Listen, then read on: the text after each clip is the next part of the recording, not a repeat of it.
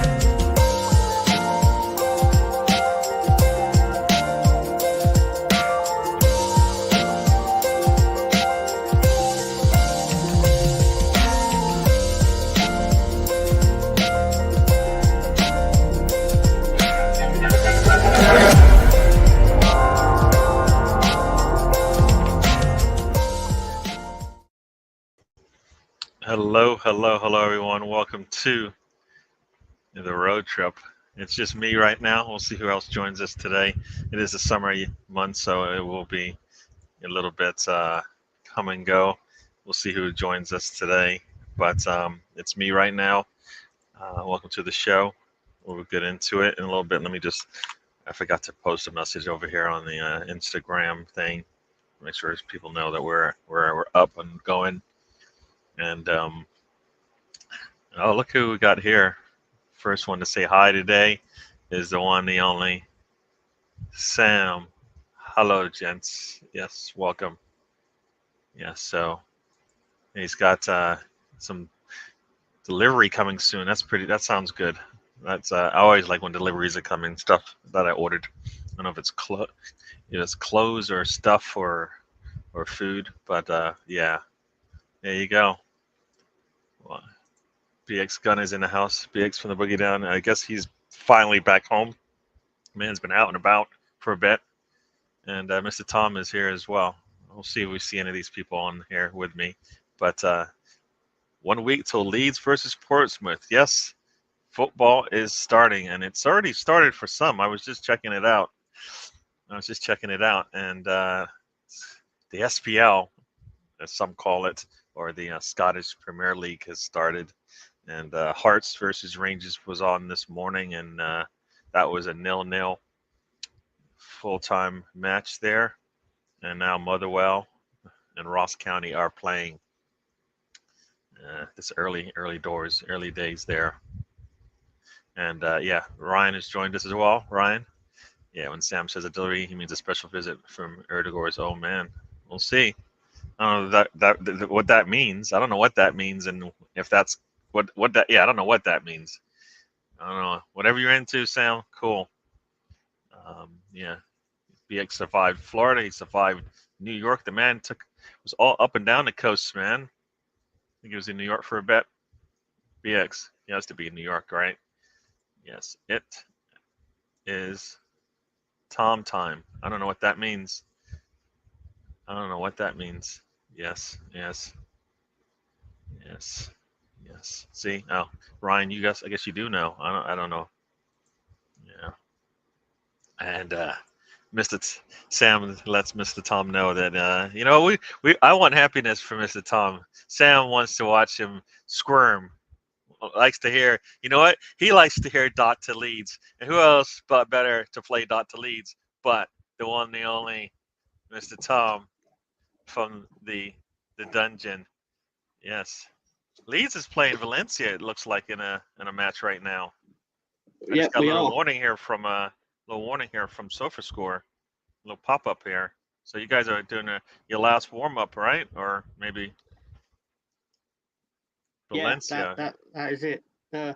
We are out for blood today because I want revenge for the Champions League semi-final of 2001. All right. So there you go. Trying to get it back into preseason. All right. That's one way to do it. That's a start. And Mr. Tom is going at Mr. Greenwood. Yeah. I thought Mr. Greenwood was. Okay, I'm not even going to say it. But yeah. Martin's old man. Oh, boy. Yes. Brownie's joined us. Welcome to the show, Brownie. And how long till we get the words of wisdom from a one Brownie? Yes, that's right. Brownie was over on the other side of the world from here, anyways. In the down still under there, Brownie? He's still there. Yes. Yeah. See, this is it. Brownie, an ex-convict in a British Commonwealth convict colony. How suitable? Yeah. He's hanging out with his people. He's hanging out with his people. Wrexham is just started with Fleetwood Town. Thoughts on Somerville? Oh, there we go, Mr. Tom. Question for you: thoughts on Somerville running to East London?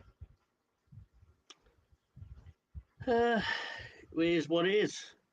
If you don't get promoted, you get there are consequences to failure, and this is undoubtedly a consequence of not winning in Wembley. Mm-hmm. I don't know what people thought were going to happen, or what people thought I thought was going to happen. True. I do believe there was a naive contingent of the Leeds United fan base that thought just because we sold Archie Gray that all our troubles were over, and all of a sudden you don't need to find 100 million that you didn't get when you failed to get promotion. Because sorry, I'm getting tongue-tied.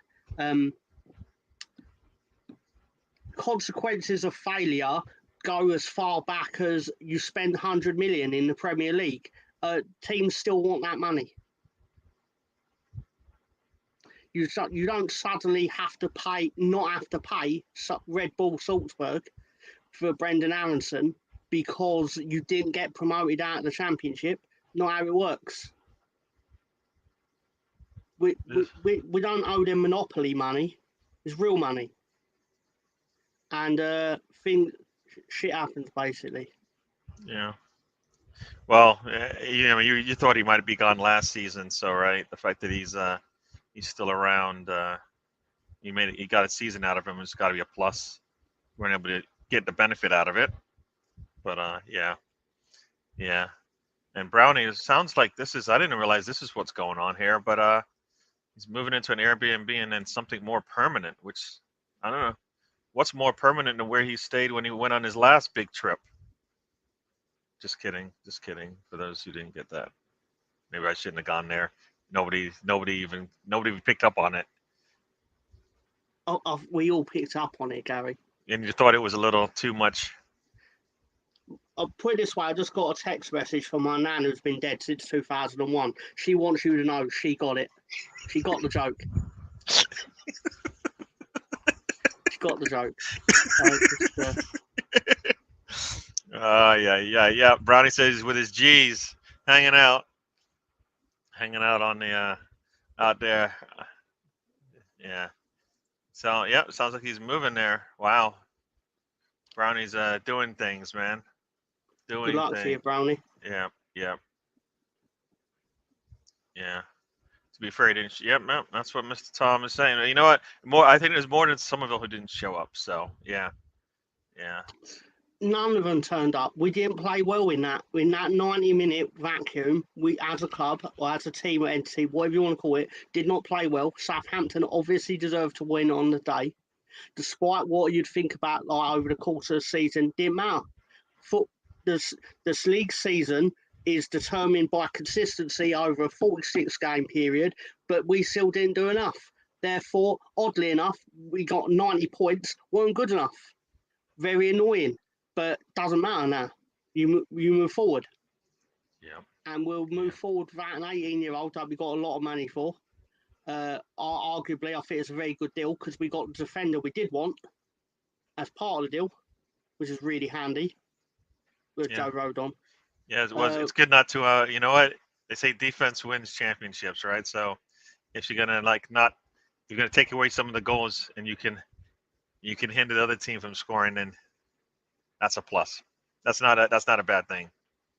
Look at this. So Brownie will be hanging out with his peeps in Australia for at least a year. Oh, it sounds like a year max. So, if Australia kicks him out, then I guess he'll be back sooner. Got his lady friend following him as well. And let's get it. Yeah. Sad to see Smith Rowe leave, says Sam, but it was the best. He hadn't been the same since that last injury. Yeah, you know what? The team moved. The team needed to move quickly. The team moved quickly.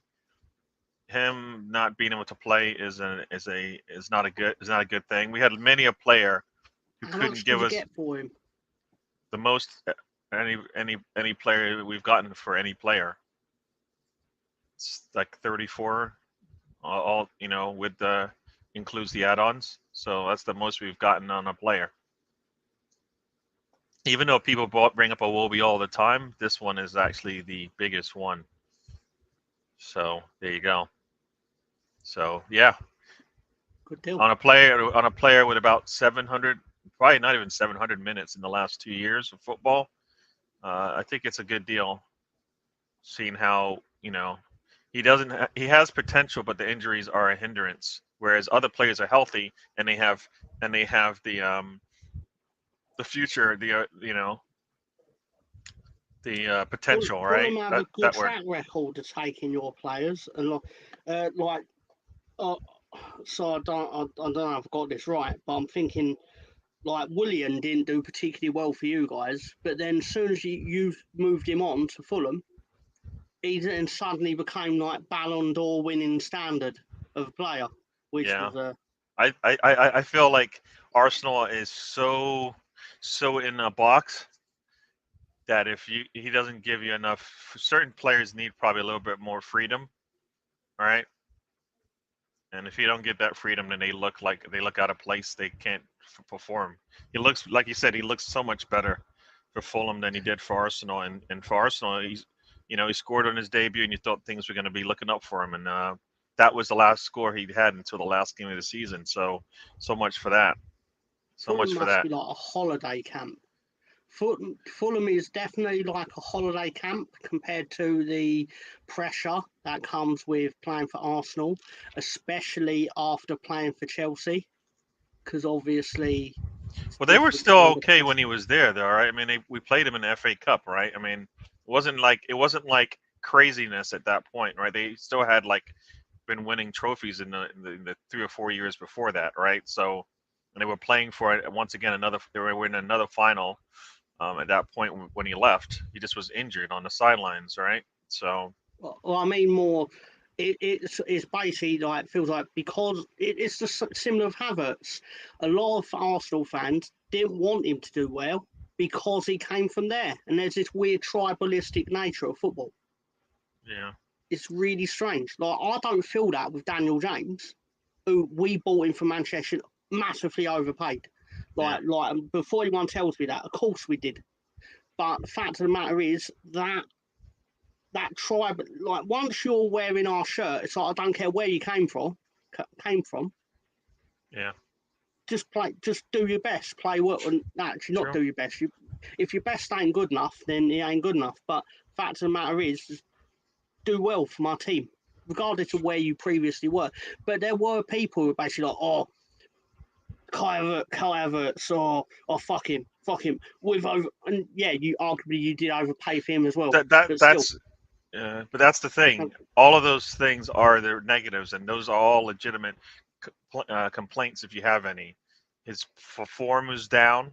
It's coming from an unstructured team, so will we be able to get the stink off of him? It's like we're paying top monies for him, right? We're paying top monies for him, and he's having a negative talk. Like we're saying all these things about ESR. You know, we're lucky to get what we got for him. We actually got more than we want for him. He isn't available. All these things are negative. Supposed to keep the price down. This guy, we're paying top monies for him, right? And he doesn't offer what we wanted. Like we wanted a striker. Doesn't offer that. We play him as a midfielder. He never. That's not for me his strongest position. All these things. So it's all legitimate why we didn't like him. And Arteta always proves us wrong. He finds a way, but he definitely pushes the square peg in the round hole, right? And the things that get when you push it in the hole, right? Parts of it kind of just break off on the edges, right? Those are the things that we want. Those are the things that we're missing. All right. We want a striker. He doesn't offer us some of the striker, traits that we want to see in a player. All right. We want clinical striking. It doesn't offer those. All right.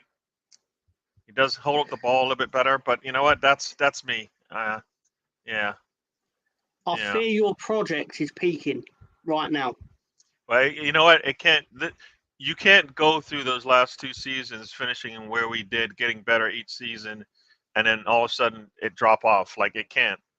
Like trophy at the end of the season for me it's got to be, that has to be not even that should be an expectation, not a goal anymore. Like we should be finishing off the season with, like, there will be context to it all, but if you finish third and you get no trophy, that's not good. You finish second and you miss out on trophies in finals or something like that. You make it to at least one final, yeah, maybe there's a case to keep your job, but nah. Like you finished Arteta's final season. I think there is decisions that will have to be made. I believe, yeah. See, I think so. I think, like I said, there's context to it, and for me, I put out my early prediction anyways. And my early prediction, we don't have to win a trophy, but we damn sure need to come close to winning a trophy. You know what I mean? Like we need to be, there need to be more than one trophy available, like accessible for Arsenal this season. It can't be just all our eggs in one basket. Like we only had one chance to win a trophy, and it was the Premier League. Like it's got to be more than one. Like we need to make it to semis and finals in some of those domestic cups for me to think that yes, we are on our way to doing bigger and better things. It's got to be really close. Like think about it, when Liverpool lost that Champions League, that's where we need to feel like we are. Like, damn it, we missed it. But guess what? We're not changing anything next season. We're just going to get better. And the next season, the next two seasons, they won two of the biggest trophies, and they won pretty much the set in that time period, right? That's where we need to feel like we are. For me to feel like this is working. Got a goal here. Got a goal here. You should be happy. Got an alert here. Who scored, Gary? I don't know because I just, I didn't click the little thing when it came up, so now I don't know what's going. Like, how do I find this? What's your team's name again? I think it's called Leeds. Leeds United are my team. Leeds United. Let's see what it says here. Where's your matches? Not gonna give me a match? Oh, is this club? It's a friendly, right? Let's see. Leeds. Where is it? Here we go. And let's see who scored for you guys. Got a score here. 14th minute. Nobody. They haven't told me who scored, but I'll just get the starting lineup and all that, or do you want me to tell you? You might as well tell me to start. Actually, tell that. As soon as I said it, I just found it.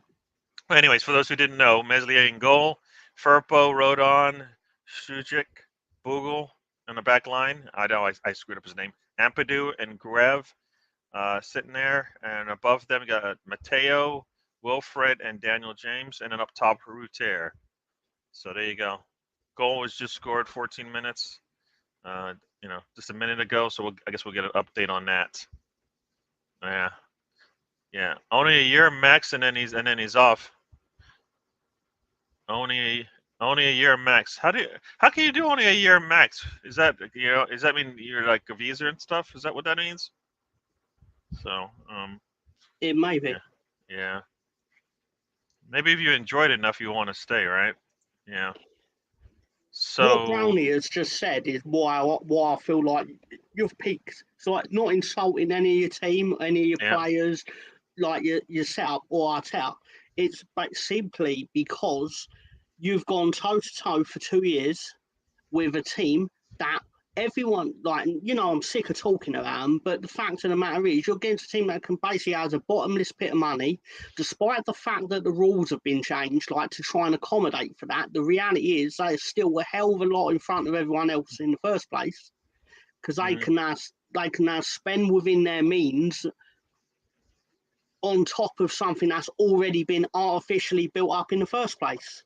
So it's basically like, oh no, you can't spend what you don't receive, but you've already put them on the giant mountain in the first place. That's why dragging it out, not punishing them immediately, all of that doesn't really hurt them, because by the time they do anything to hurt them, the damage had already been done.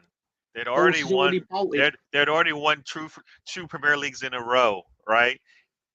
Then the next year they went and won they did a treble, right? Joseph with the goal. Mateo Joseph scores the goal. Yeah. So that's good, right? It's a new guy in your attack from last season.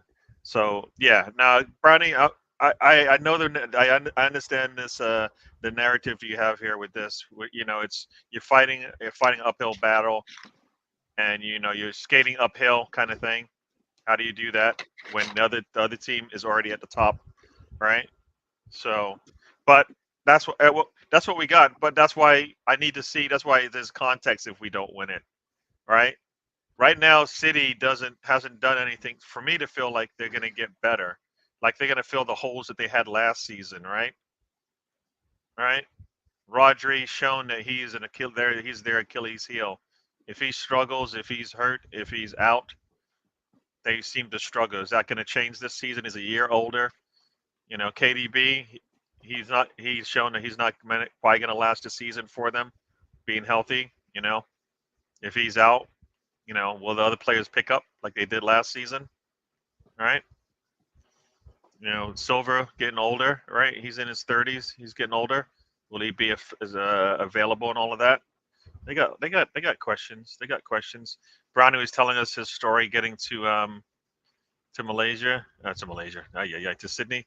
When I went to Malaysia, it was almost like this. It was 24 hours, door to door. I spent because we went the long way. We went from Boston to California, which is 6 hours.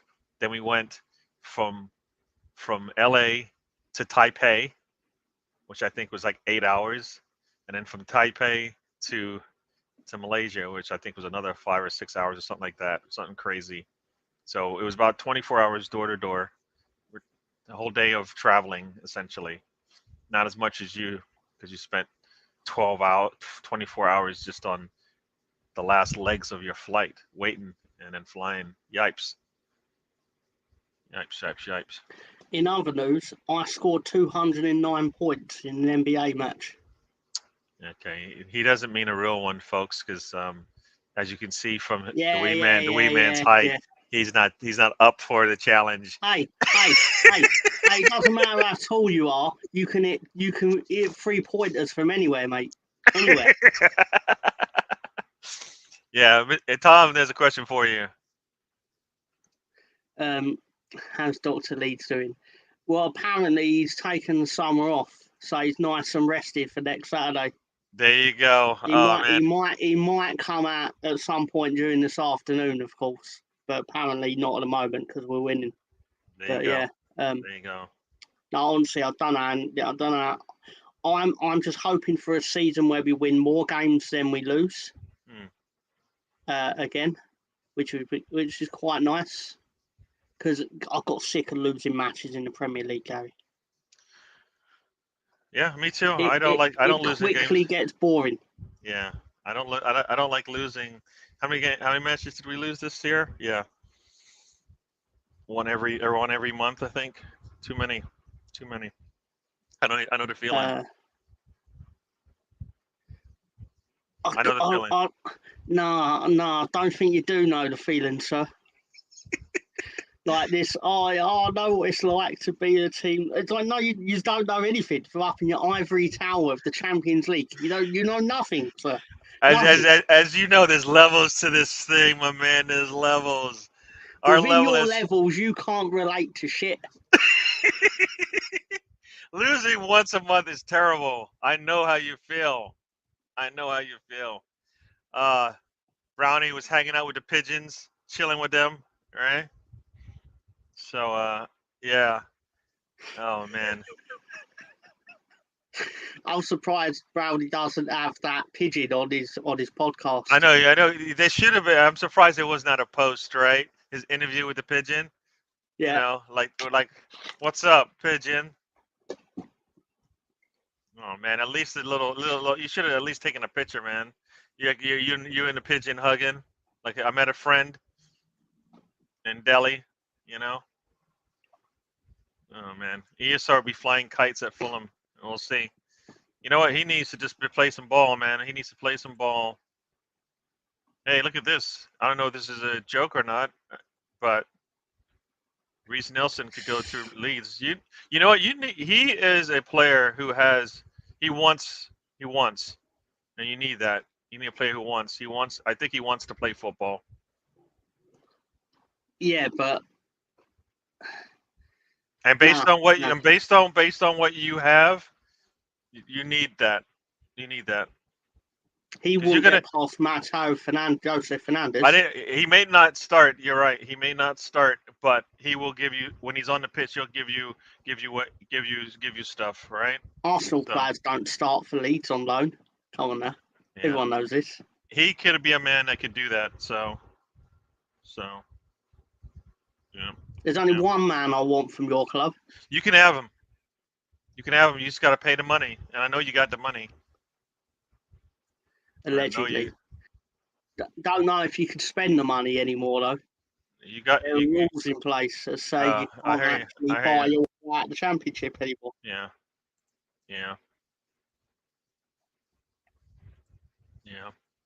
So he's there on a visa for a year. Sounds like fun, man. Sounds like, well, you know what? As I say, don't waste the trip, DWTT, man. Just I know you're not gonna do that. I know you're not gonna waste it, man. So enjoy your time there. I'm not sure what you're up to if you're looking for work or what you're doing, but have some fun out there, my man. When asked about how we're going to beat City to the title this season, Arteta said to get 115 points. Doo-doo.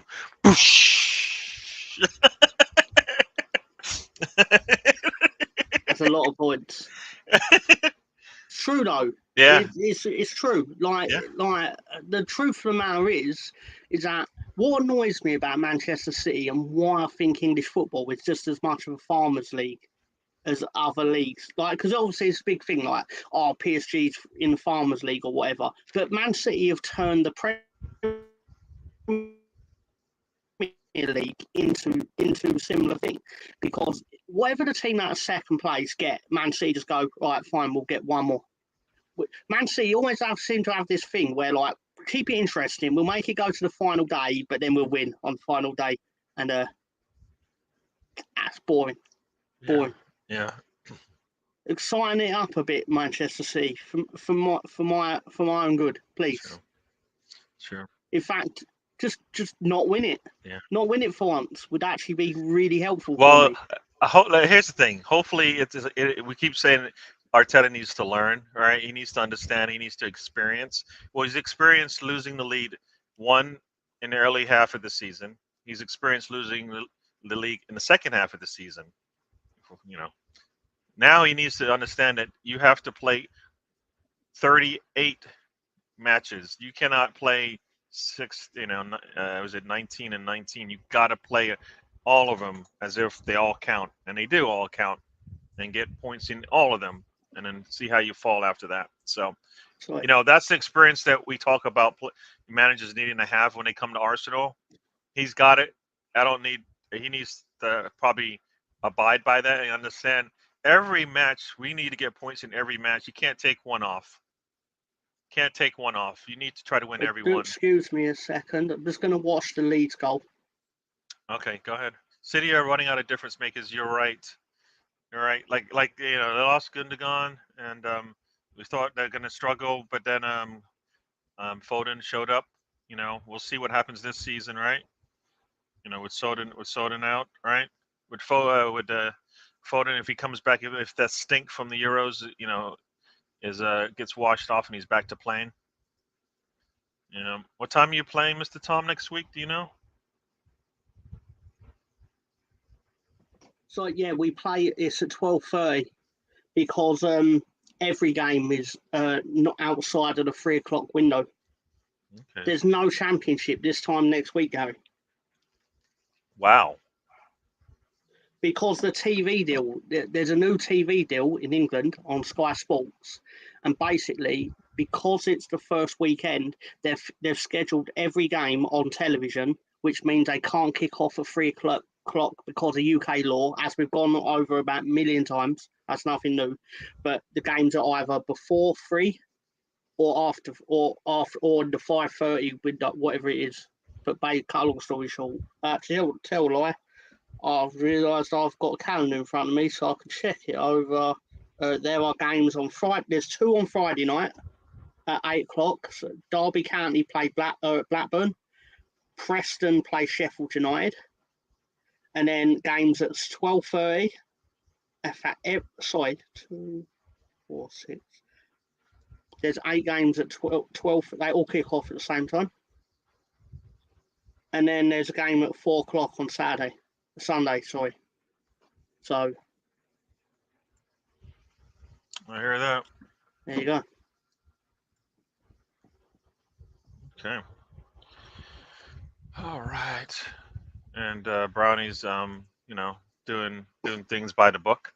He's gonna preloaded Amazon Fire Stick so he can do watch-alongs.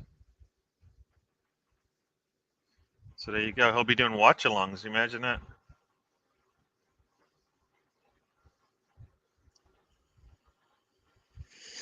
Okay. What is this? We get a smudge of the feeling. We get a smudge of the feeling. I believe that was in reference to me saying that you Arsenal fans cannot relate to me when it comes to losing at all. No, we do. We missed out. You missed out on getting promoted. We missed out on winning the league. I mean, they're like, almost the same thing. Not the same thing at all. Almost the same thing. Because you just pick yourself up and dust yourself off and go again. We picked ourselves up and had to sell 2 players. By default. We've had to sell players too, man. We think about it. We had let Cedric go. We had to let El Neni go. We had to sell you had to let your worst players go. You had to let your surplus to requirement players go. We had to let our prospects, our best players. We letting go Reece Nelson and Kenya. I've never heard such stripe. Come on. I've never heard such stripe in my life. We're struggling over here. Here, look, 30 mil. Eddie's all yours. Come on, that's all we want. That's not much. Come on, you guys are rich. You're Red Bull. I saw the tops, man. 2 bulls and a sun or whatever that is in the middle. You trying to describe the Red Bull logo? Amazing. What is it? Tell me. How would you describe it? Just 2 Red Bulls on a yellow background. I don't know. It's the sun, man. Come on. That's that. Stefan joins us. Welcome to the show, Stefan. I don't know why I said that. I've got it right here. Look at that. He's gonna have that product placement every game now. Every time we see Mr. Tom, it's gonna be the 2 bulls in the sun. Man, come on. No 3 p.m. games on Sunday. Yeah. I don't know who's this Gelhert person. He plays for Leeds. Oh. Okay. We bought him when he was about 18, something like that. And then let's just say he's not really progressed on. He's basically our Reece Nelson. I think it's fair to say. Okay, so he's got potential. He shows some effort out there, but he just doesn't get he doesn't have the confidence of the manager. All right.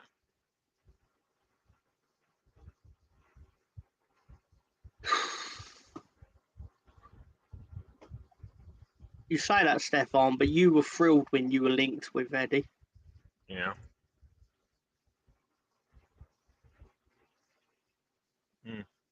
He was. He couldn't wait to report on it. So we're going to buy Eddie. We're going to buy Eddie. If you want a a hat trick scoring striker, you should go get him. Yeah, he's out there, available and ready for you. So go get him. Will Ipswich get more points than Derby County side? We'll see. We'll see. I mean, it's going to be hard, right? You're losing players. You're bringing in players. You're losing manager, right? Ipswich lost their manager. Is that right? No. Oh No, wait, it was Leicester City. Ipswich It was Leicester City. Yeah, Leicester Ipswich's agent, the manager's agent, basically floated the idea that 3 of the top 6 wanted him, so they'd basically put their hand in their pockets and give him. To be fair, he was on the contract he was on in League One, so obviously his agent is sat there in the Premier League going like, "Hang on a minute, why are you only paying my client League One wages?" But instead of just going to them and saying that, he instead invented this fictional story about Man United being interested in him as manager and Chelsea and someone else. What might have just been two of them. You know, Point you know, is- do you know he actually went in and talked about it, or did Who? not talk about it? Did you talk? How do you know he didn't chat with Leeds about maybe not Leeds, Ipswich about maybe is it time for renegotiations? Well, why? Yeah, why? Why not? Why fictionalize the interest from other teams if you didn't want to have a chat about it? How do you know all of this is true? Where'd you get who's your source? There were Just multiple sources. put in the private chat. I know you can't put it out on on the wires, but I want show. No, there were little multiple sources out there that Manchester United were interested in the Ipswich manager. You're saying they're not true, so you're saying it comes I from. don't think it was true. Oh. I think it was put out there by the agent of the manager to get Ipswich to have a bit of the old like shaky willies about it. Let's just say, we're like, oh, we better tie him down to a new and improved contract. I hear you. Like Yeah, it's not like I'm inventing some conspiracy like that's never been done before. All agents do this kind of stuff. Then why are you complaining? Sounds like you're complaining about a process that works. I'm not complaining about it. I'm just pointing out that it happened. No. What complaint did I make? You sound like you're whinging there, man. It sort of sound like to me like you're like all up in arms. Why are they going? Why are they doing this? When that's just the way the game is played. That's the way the game is played, Mr. Tom. I think you're inventing an outrage on my part, Gary. It sounded like you were outraged. You didn't like the. I'm outraged. The same way that you don't feel a player can decide who to play for or not. I believe it's the same thing we just went through just there. You don't like the game, the way it's played, so you're gonna talk about it. Look at that big thing, man. You can swim in that, man. Where's your life preserver, man? You might fall in. Look how big that thing is. You know what? I remember I went to Rhodes in Greece. I had a beer that size. Oh my, it was great. On a cold, it was a hot day. The beer was that big. It was great. I enjoyed it. Oh, anyway, get off this Ipswich chat. I'm sick of talking about Ipswich. Yeah. To be honest, I'm sick of the sight of them. Yeah. All right. Well. And I probably brought it up, so it's my own fault. Yes. I'm sick of talking about Ipswich. Yes. Fuck them. Chris Nix joins us. Chris Nix, is he a West Ham fan or Liverpool fan? I assume because West Ham's in the news about all their transfers, he's a West Ham fan today. They sound like they're doing some good business right now. I don't know if you've seen all the messages about who's coming, who's going, or who's coming actually. Why?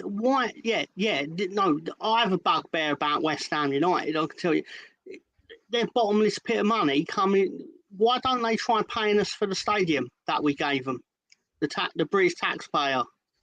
They got the stadium for free, and now all of a sudden they can afford to like just buy any player they want. What's the name of their stadium again? The London Stadium. There you go. Well, London, yeah. London sponsored it. Just happened to be one of the biggest cities in the world. What are they supposed to do? They should be able to cover it. Right? If you got the World Stadium, it should be easily paid for, right? Maybe you guys should try to change your Ellen Road to the World Stadium, and then you get it paid for by the world. Who is Clayton Somerville? Yeah. Never heard of Clayton Somerville. He's just making up names, man.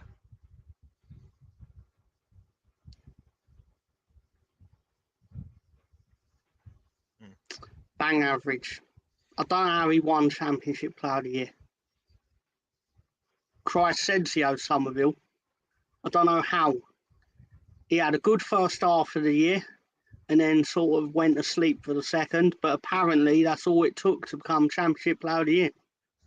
No, maybe he's the most consistent across the entire season when you add it all up. He can't cross. All he can do is put the ball. All he can do is swing inside on his right, and if a team won't show him onto his right, he's got nothing.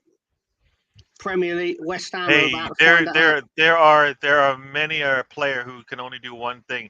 The only problem is they can do it really well, and they score from it, and people go world class. So yep. Nah, if he. I don't know about this stuff. Premier League defenses are going to find him out very quickly. Yeah, well, we'll see if he gets taught well. I know you're all going to see him and go, "Oh, you're just being bitter because he's leaving." I'm just like, is what it is. We paid £1 million for him, and West Ham are about to pay an arm and leg for him. Yeah. I know to West Ham, 25 million is nothing. Like, I get that because they've got all that money from the stadium that they never paid for. So that's a nice chunk of money. But at the same time,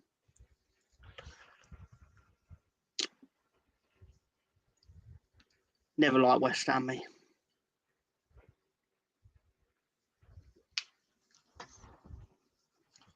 Sorry, I had to step away. Shit little club. There you go. Oh, he meant to say Crescencio, so it was just a typo. So there you go, Mr. Tom. So you went after him for Clayton, and it was just a typo. See, you just run with things. Just run off the top of your head, and you got your blinders on. You don't care. Calm down, man. Chill out, man. Relax. I just didn't care. Relax. All right, what's that man say? RELAX. Relax, man. Chill. Brownie is back. I didn't know he left. He's back to England already? Is that what he means? Did he just go to Sydney?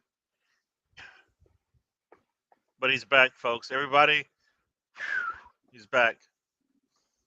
Looking forward to watch-along streams, Mr. Brown. Yeah. Is Brownie's watch-alongs good? I can't remember them. It's been a while, I think. Yeah, it's a lot of people turn up for him, surprisingly. Cool. They like to hear him, what he has to say. He knows a little bit about this football thing. And he has stories for all occasions. All occasions. Looking at the women here playing Japan. It's 0-0 right now. Most of the people go onto his watch-alongs in the chat. Yeah, in the quarters here. And Japan looked like they've been the dominant team in the second half here. USA needs to get better if they want to see it out. All right. Me and Mr. Tom, we're going to go live last night, but I didn't have an Aussie adapter for my laptop. All right. I didn't know that. Mr. Tom is he's a staple now on the Brownie trip. Football with Brownie. Yeah. Do you need confirmation from me on something that you already know to be true? Sorry, No, I didn't know. You just went quiet on me. I don't know if you did it on purpose because you don't like me or something. I don't know. no, I don't like you, but obviously, obviously, I'll just. Roundy does have this habit of popping up at short notice. I'll be like, all right, I've not got any streams tonight. All right, this is quite nice. And then Brownie pop up, go, do you fancy doing stream in 7 minutes time? I'm like, no, Brownie, I actually don't want to do a stream in 7 minutes time. He's like, all right, I'm going live anyway. I'm going live whatever. But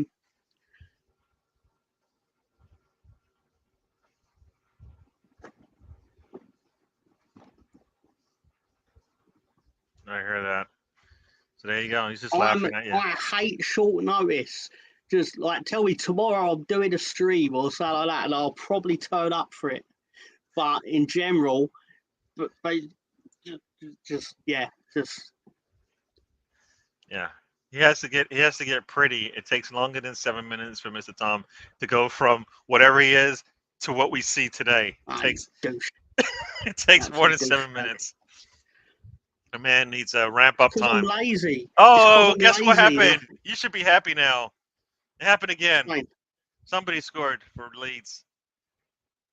I don't know who scored, of course, because it takes like a minute before they want to tell me who's going to score or who scored. But second goal happened on the 42nd minute, close out the first half. So we shall see. This jet lag is messing him up. The first goal was quite lovely from Joseph, to be fair to him. Cool. Is that that lineup is there still more to do on that starting? If that was a starting lineup, or are there players that should be on here that are not? The lineup that's actually playing, I actually think is quite a good championship lineup. Like more than good enough. But obviously, you can't go a whole season on 11 players. But at the end of the day, I'm not going to sit and panic because we've got 27 days left of this transfer window. So I'm absolutely not panicking. Like, you're sending your best players, sort of thing. I'm like, fine, we've got to sell. If you don't get promoted, you have to sell players.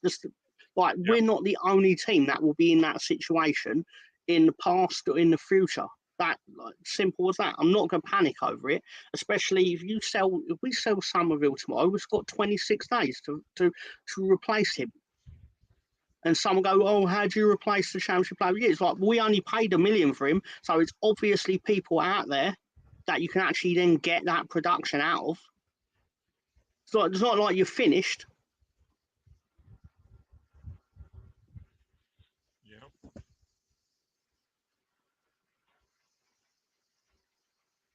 Well, there you go. They're back in it. They're like, that means, that means they're not just a fan yesterday, right? They've been a fan for a bit. Or as Jorginho Rutes scored, did he? Yeah, is that what it says? It hasn't updated here. According to Twitter, someone wrote, Jorginho, oh my God, goal of the preseason. Goal of the preseason. So there you go. He gets the trophy, man.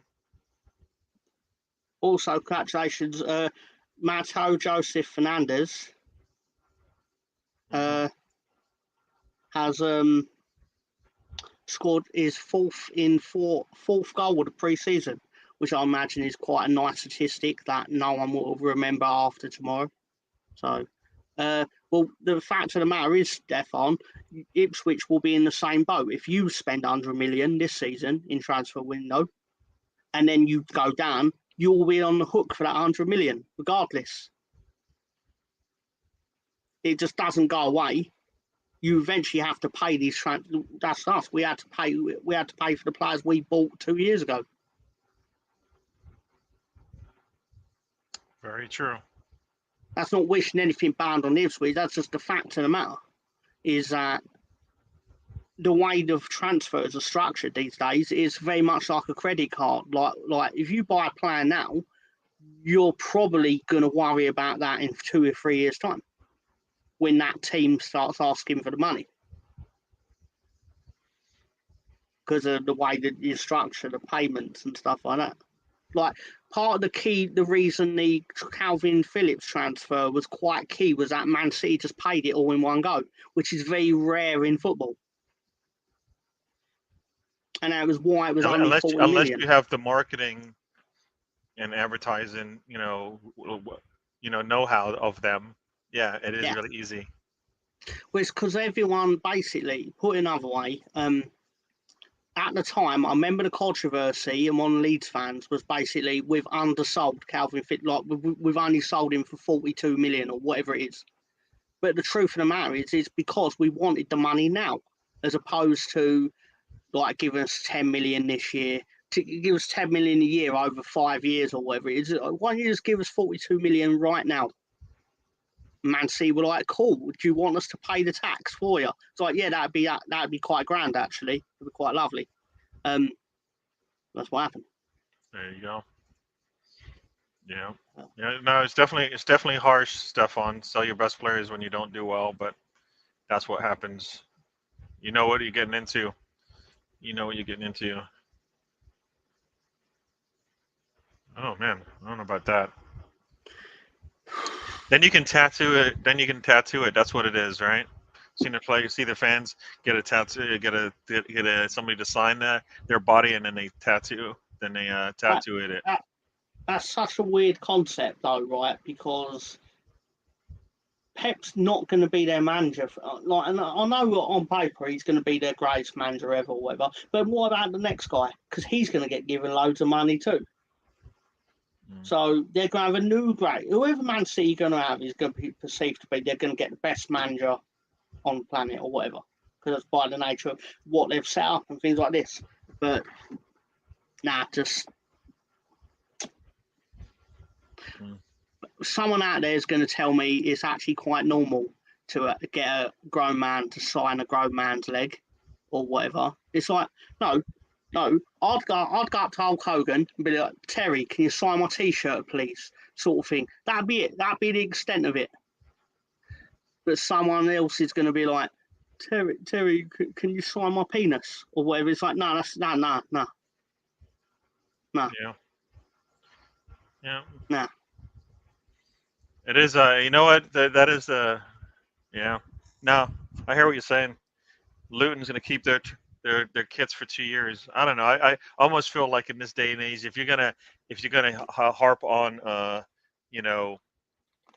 keep doing good by the environment and all of this stuff, switching shirts every year should be part of that. All right. If you really and truly are all about it, all right. You need to change. You need to have three shirts every season, and do you need to have and do you have to have more than everything new? We do everything, warm up kits, warm up trainers, all that stuff. Yeah.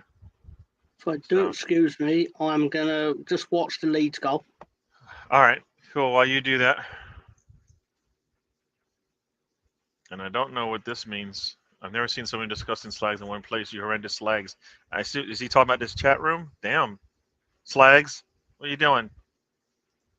That's why I had ambivalence towards promotion. At the end of the day, newly promoted clubs don't stand a chance. Yeah, no, for sure, you are correct. You are correct about that. It's almost like, to me, it's almost like, do you need to have 2 teams get promoted if you really, is it 3 teams? I mean, maybe 2 teams, and that way you those teams might have a chance because they've battled in one of the toughest leagues I think in the world, but also because it's got so much at stake, and those teams that sit up there, have a better chance than 3. All right. And is a playoff is a playoff? I know a playoff is necessary for the monies, all right, and that's probably why I'll never go away now. Right, that playoff is probably they can. A lot of people want to watch that. That wouldn't probably watch the championship during the regular season. We'll sit down and watch that because it's 3 games. Yeah. on about money. West Brom are in transfer constraints, but Brownie, somehow the little people, the little men, the little people, little teams are getting strangled, and the big teams are not, and that is a problem. I hear you.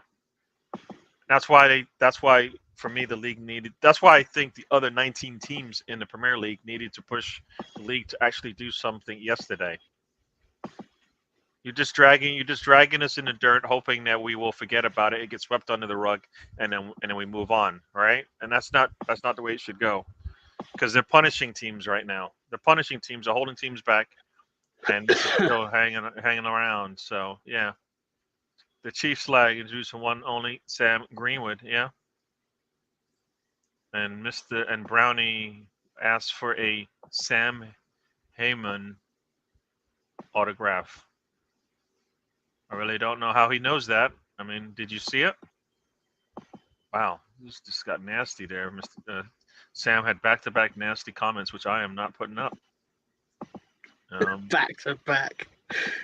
The man went back-to-back on just nastiness. I do have something to announce, obviously.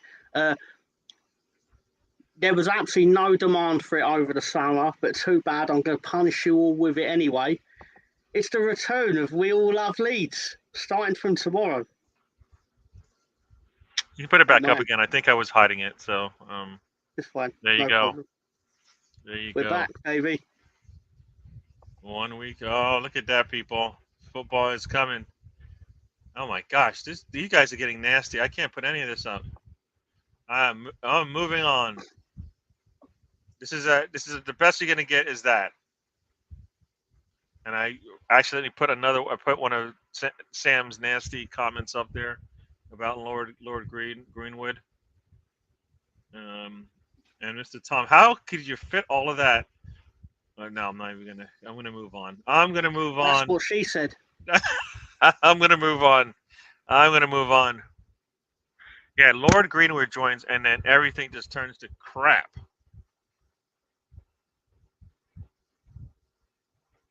Oh man. So U.S. and Japan are going into extra time. We'll see. Yes. So. Let's hope for a Japan goal, of course, because of Emma Hayes. And I am hoping for a U.S. goal because of Emma Hayes, or else what's the point of bringing her if she's not going to get this team across the line when they need it? So there you go.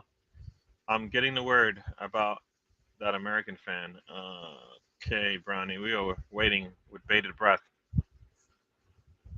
I admit that Stefan says Sam is very elegant, but his message is almost poetic. Yes, it just rolls off the tongue. Yes, I said it off the tongue. More importantly, though, I've got your live Chinese Super League results. Oh, right. And we haven't heard this in a while. So tell me. Okay. Xishan Professional versus Qingzhou Hanlu ended up 4-3 to Xishan, with goals from Guomen Owusu, Leonardo, and his mate Donatello, Kawasi. And Boyoki got a hat-trick, so that must have been a career day for him. Hat-trick on the losing side. Meizu Haka beat 1-3-2 against Tianmin Yinmen Tiger. Shanghai Paul FC got a 1-0 win at Shandong Taishan. And Shandong Rongshen defeat Changchang Yatai 4-0. And Wuhan Freetowns defeated Shenzhen Peng City by 4-1, which leaves our table as of roughly match day 22. Shanghai Paul are 5 points clear at the top. 5 points clear at the top. How many matches in are they? I mean, they are 22 matches in. okay. Shanghai Shenhua basically have a game in hand though, 5 point gap.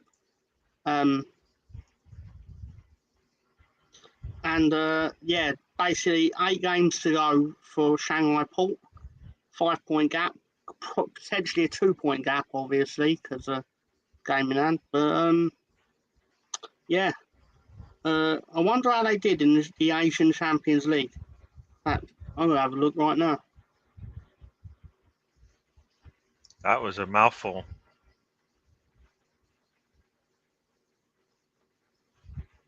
Hey. Yeah, Sorry. Sam taught Shakespeare everything he knows. Oh my gosh! All right, I shouldn't. Why did I do that? Why did I do that?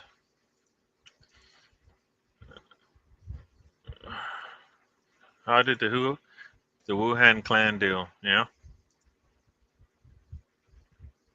yeah. Brownie doing Chinese League watch-alongs. That would be. I barely understand what he says in English. Now he's got a yeah. Just kidding, Brownie. Yeah, yeah, yeah. He was. Oh my gosh. Yeah, Sam. Yeah, dude.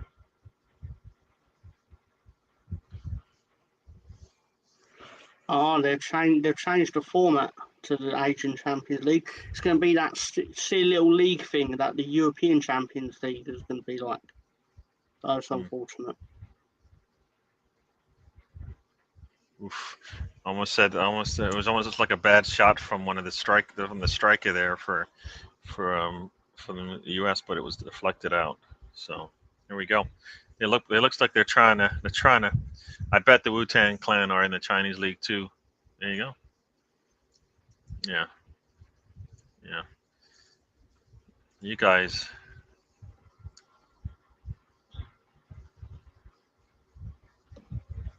All right. Ruter did score filthy chip, by the way.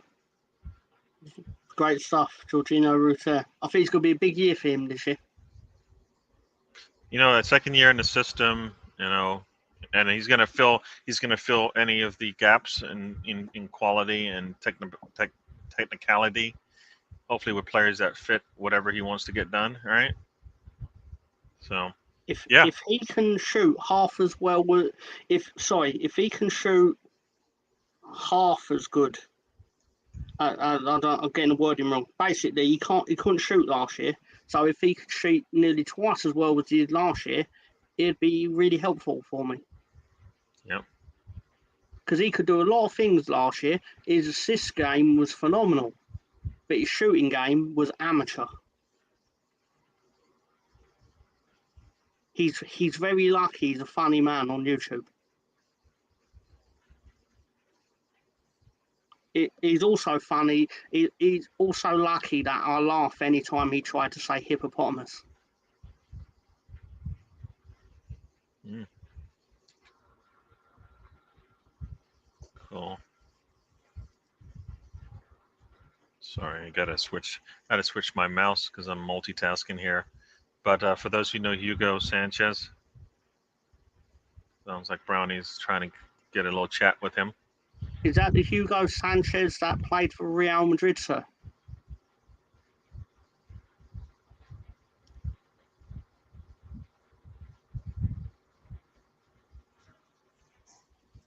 We shall see.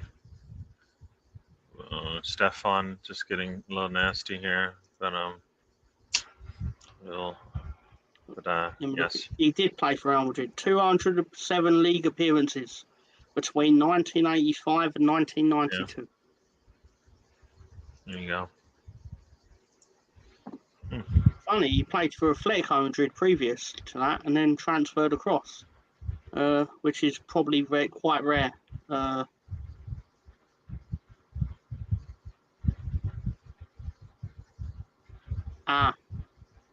They had to sanction a transfer to a team in Mexico to then do the transfer to Real Madrid because the fans would not stand for a direct transfer.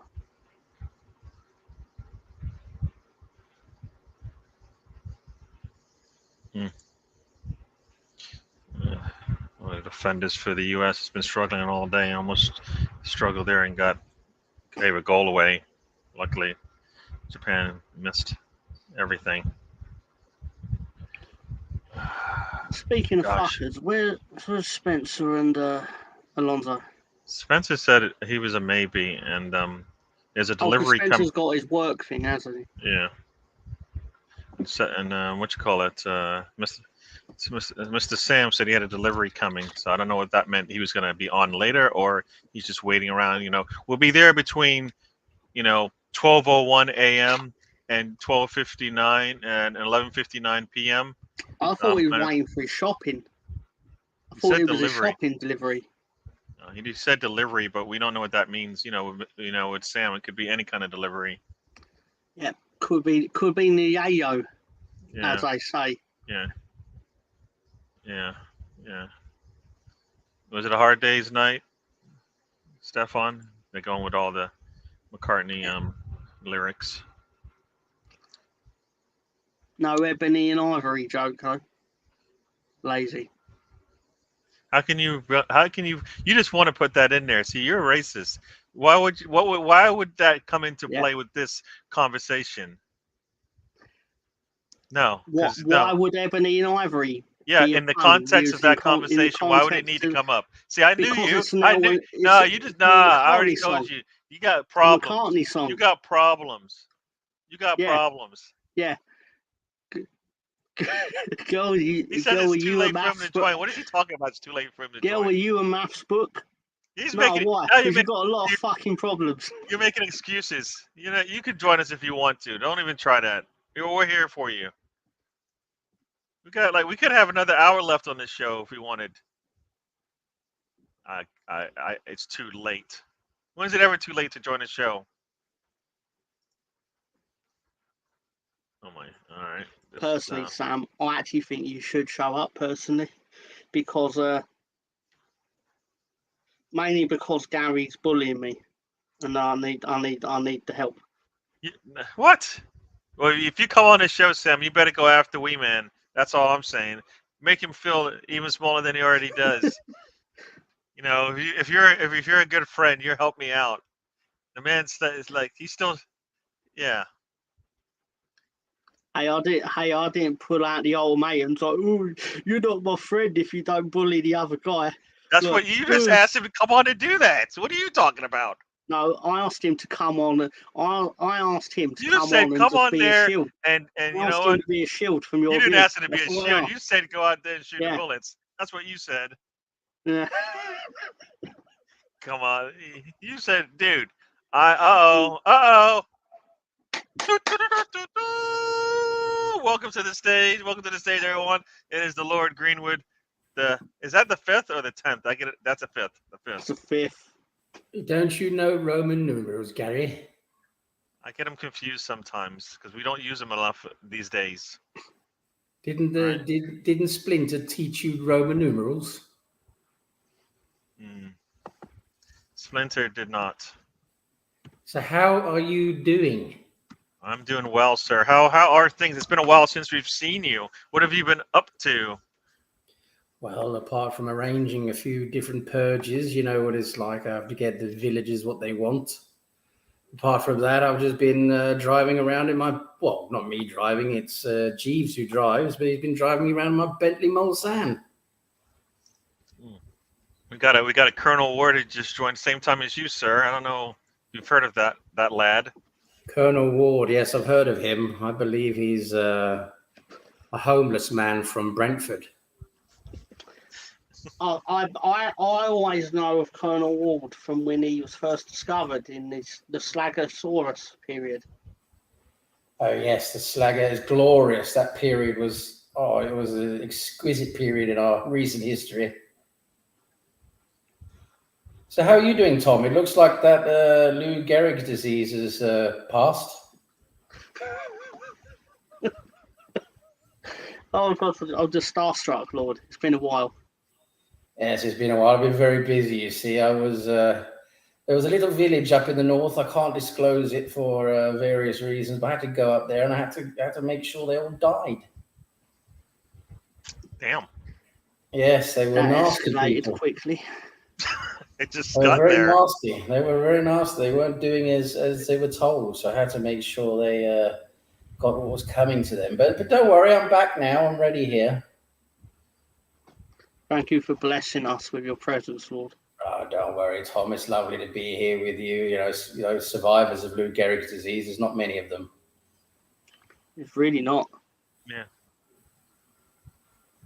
I love that little beard you're sporting on. It looks like is it like a? It's not really a goatee, is it? It's like something between a moustache and a goatee. I mainly call it not shaving because I've been too lazy. Ah, yes. Don't worry about that. That's a side effect of Lou Gehrig's disease. Ray also joined us, right? Ray, welcome to the show. Do you remember Ray? Do you remember Ray? Yes, Raymond from Philadelphia. Yes, the old colony. The old colony. And, Stefan just loves to get there, doesn't he? Everything turns into. Oh, here we go. Don't mention the Tories, or he will. It says Sam had to go and claim first right at a couple of weddings going on in his province. Damn right. BX is damn right about that. I have to go and lay my claim. So how many did you actually take up the right on, Lord? Well, due to time constraints, I had to stop at 422. Time constraints. But don't worry, I've got a basement full of them now, so it's great. I thought you were just going to say all of them. There's a reason, why we have, why I have 3 castles. I have to fill them up. You know, I can 100% believe that, my lord. Yes, absolutely. You'll have to come and visit one day, Tom. Take some of those garden gnomes with you. I may have a Legion-eyed garden gnome. I bet you do. Is his name Nonto? His name is not Nonto. Right. And Colonel Ward is, I don't even know. I don't know what level this is at in terms of the Gary scale of. I'm not sure about this one. I think Colonel Ward is off his tits on glue again. I can't put that one up. I'll try and read it out. Go on. Okay. I hears Brownie and Sam moved to Spain, abducted 6 Welsh sheep and shagged the shit out of them and dropped them over Germany. I mean, that just kept going. Yeah, he just like, I got to double up on this one is basically where that went. Just sold my beer. I didn't say enough here. Yeah. Oh, 3 castles? That's all you got? 3? Well, that's only what I disclose to the public. Ah, you're cheating the taxpayers. Shh, don't say anything, Gary. Don't say anything. I have property all over the globe. Don't we know? Yes. The British Empire was very extensive. You ready for the Michael Jackson joke of the week? Oh, jeez. Oh, I thought we got no. What is it? I was just reading it to see if it's suitable. Well, I tried to call Michael Jackson the other day, and he told me he was starting at the Man in the Mirror. Right. Okay.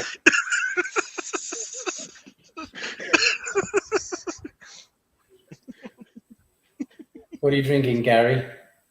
It's my leftover on my Dunkin' Donuts coffee, a little cold brew. Oh, fancy. Okay. You ready for the Michael Jackson joke of the week? I don't think I am. Brace myself. Right.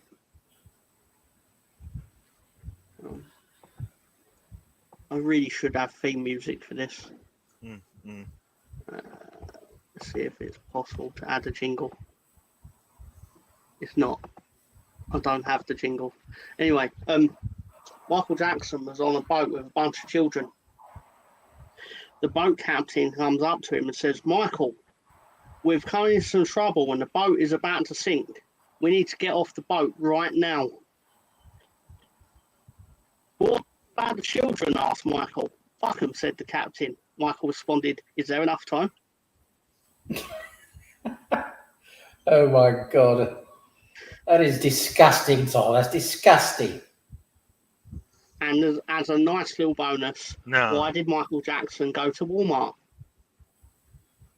Why? he heard that little boy's pants were half off. Oh dear. Oh dear. They are quite poignant, those Michael Jackson jokes. Gary looks disgusted. Gary's contemplating his life choices. Gary's like, what are we doing here? Oh my God, I What thought, are you doing here? you know what? If Sam came on, this might have gone a different direction. But Lord Greenwood, you are yeah. You bring it. Well, you know, we have to maintain certain standards here. You bring it, and Mr. Tom he doesn't hold back. See, I wanted Sam on because I thought Sam might come on and be my friend and like go after the wee man who's been attacking me all show. Have I really? No, he's been attacking me, and I need Sam on to go after him. Yes. As only yes, Sam can. We have to make sure this little guy here stick it back in his box. Yes, back in his box. The little cuckoo clock. Cuckoo box. Back in his, little back in wind-up his box. box. Tie it up and take him for a trip to Staffordshire. Do excuse me, I need to go to the little boy's room. Oh crap! Is that time again? Look out for Michael Jackson. This Tyson is out on the loose. Yes, USA just scored. It was a really nice goal from Rodman. Took the ball off her right foot, put it on her left, and went to the far corner. There's a VAR check. I don't know why there would be, because she definitely was onside. I don't know. Going to call interference or something, but it looked really good for me. So US right now is up 1-0 unless there's a VAR decision to come. What game is it? It's a quarterfinals Olympics. Right, I watched France against Argentina yesterday. Lacazette was playing for France. Yeah, I saw that. The one thing I noticed, I don't know if you noticed it, is that the U.S. decided not to bring any of their more senior players in terms of level of a level of football that they've reached, right? Whereas all the other teams, a lot of them have, right? Like when you have a I know Morocco, what's his name? Morocco attacker who scored for them yesterday. I forgot his name. Who plays for PSG. And Elise for France. You've got for me, better quality attackers, and the U.S. decided just to bring their defenders. I don't know about you, but I feel like when your best players are your defensive players, that's where the ball is going to be. Well, yeah, I mean the idea of the Olympics, it's not the same as the first team, the French first team. It's going to be the second or third string, and But Elise is a good quality.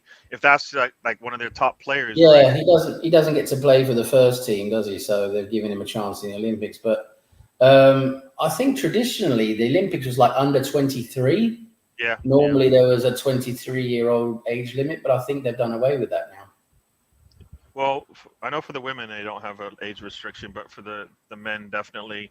It's Well, U23s, but then they can have. Lacazette. I think they can have 3 or 4 players that don't meet the age requirement. Or Yeah, something. maybe there's that. Yeah, maybe there's that because Lacazette, he's in his 30s, isn't he? So.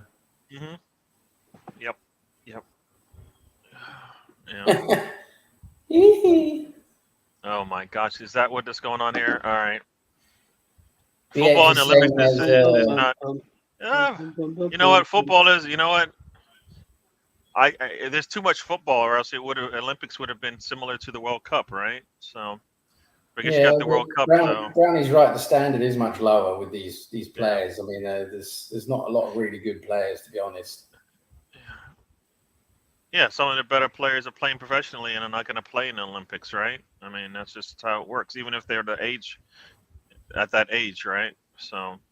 Yeah, I mean, it's the Saka could be playing if England was, if Great Britain was, I guess if they qualified, right? So. They can never agree on a Great Britain team, can they? I think because they'd have to have Scottish and Welsh players, and we all know they're shite. So if the solution is no more Great Britain football, why can't they just go? Isn't England a country too? Yeah, I mean that's the thing. I think there's a problem with them, sort of like putting together a team, English players, Scottish and Welsh, because Scottish and Welsh players are so shit. So but the problem is, I thought. So isn't it a problem that all three countries can't agree? I can't remember. There was some reason why they couldn't get the team put together. Anyway, I can't quite remember what it was. It's because it's in terms of men's football. It's basically FIFA decreed that they made an exception for the 2012 Olympics because it was in London. But generally speaking, they basically said if you want to field a Team GB in the Olympic football for the men, you have to field a Team GB team in the World Cup and in basically stop being England, Scotland separately. You become one team. And stupid. obviously Scotland were like, nope, we don't want that because our players won't be in that team. That is so stupid. I mean, they should be able to put together a Great Britain team for the Olympics, just for the Olympics. I mean, so stupid, honestly. And they have nothing to do with whether it can be done or not, right? Like the governing body, they have nothing to do with what players are chosen. So why do they care how it happens? You know what I mean? You're like, as they say, micromanaging. There's like too much. Like you got too much to deal with already. Let them handle it however they want to handle it. If they want to just have a regional team, they can do that. If they want to have a by country, let them have that. Well, it's so stupid. I mean, Great Britain is, that is in the Olympics. Great Britain's represented in all events. But for football, they say no, you can't have Great Britain, without like dissolving the, like Tom just said. I mean, that's ridiculous. I mean, for the Olympics, it's Great Britain, isn't it? There should be an exemption for the Olympics. Yeah, they can do it, right? Because they can tell a country you cannot bring any of your athletes, but if they go unattached, they can come. So stupid, right? I mean, it's ridiculous. Like, some of those decisions are just absolutely, they're just so crap. Yeah. How is this is a question for Michael. How the Olympics? How is USA doing in the Olympics? I haven't seen the last couple of days, but. Well, I know that in terms of as far as gold medals are concerned, the U.S. just tied Great Britain in medals. So right. I saw USA was quite far down the medals table the other day, but. Shall I tell you what really disappointed me in the Olympic, the United States Olympic team disappointed me in the shooting because they're terrible at the shooting events, which I find really amazing because basically if it'd been a school, if they'd used the school as a target, you'd have been fucking gold medalist, surely. I could not get to this button soon enough. I'm sorry, people. I'm sorry. I tried to get to the button. I knew where it was going. I could see the dirt road, the off ramp, no bridges out, and the man just went and did that. The Thelma and Louise, the end. You know how that ends. You don't know if they went off the bridge or not, but you assume they did. That's where we went with that comment there from Mr. Tom. He just went off the rails. He just took off-roading. That's what happens when you let Tom drive. He always goes to fucking shit. Yes. Oh, people, I'm sorry about that. That just, I need to get quicker on the draw, as they say. Hot. Man, all four countries are separate entities. Yeah, that's the thing. Like, at some point, like, it's, yeah. Like, because I think, yeah. They need to do something about it. They need either... the FIFA needs to let them do whatever they want to do. I think this isn't hurting anyone. Yeah. How can you hate the Olympics? It's the epitome and pinnacle of sporting greatness. Yeah. The actual reason that the Team GB doesn't have a women's team in the Olympics is because our qualifying spot was based on the Nations League, and basically that last-minute goal in the Netherlands versus England game, that basically meant that England finished second in the Nations League group, is why we're not fielding a team at the Olympics. Right. Cut a long story short, because I just looked that up. Sorry, Sam. I was just saying the plot thickens. But because from what you all say, it piqued my curiosity. That's like, why was there no Team GB in the women's football? Because I know 4 years ago there was. So I know that these rules do not apply to the women's game. But it's the Nations League was basically England's performance in the Nations League is what determines Team GB's Olympic qualification, and we failed. Yeah, this is Brownie kind of gives us a little bit more color to this thing as well. FIFA doesn't like that Britain has 4 opportunities to qualify. So, well, I don't understand what the World Cup has to do with the Olympics. I really don't. Yeah. I really don't. It's not even like so. It's FIFA is everything to do with football across the world. Is that what FIFA is? Everything. Yeah, FIFA is the international FIFA footballing body. supersedes UEFA. Okay. UEFA is Europe. FIFA is global. So if the Olympics said we don't care, FIFA can say no. You do care. You do care how they qualify. Well, you see, what's interesting there is because I mean the Olympics go under the International Olympic Committee, the IOC. They're the governing body for the Olympics. They're completely separate from FIFA.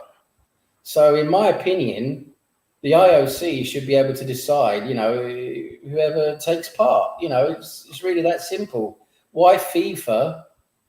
Why they're meddling in with what the IOC are doing and, who can take part and play football in the Olympics or not is just ridiculous. Yeah.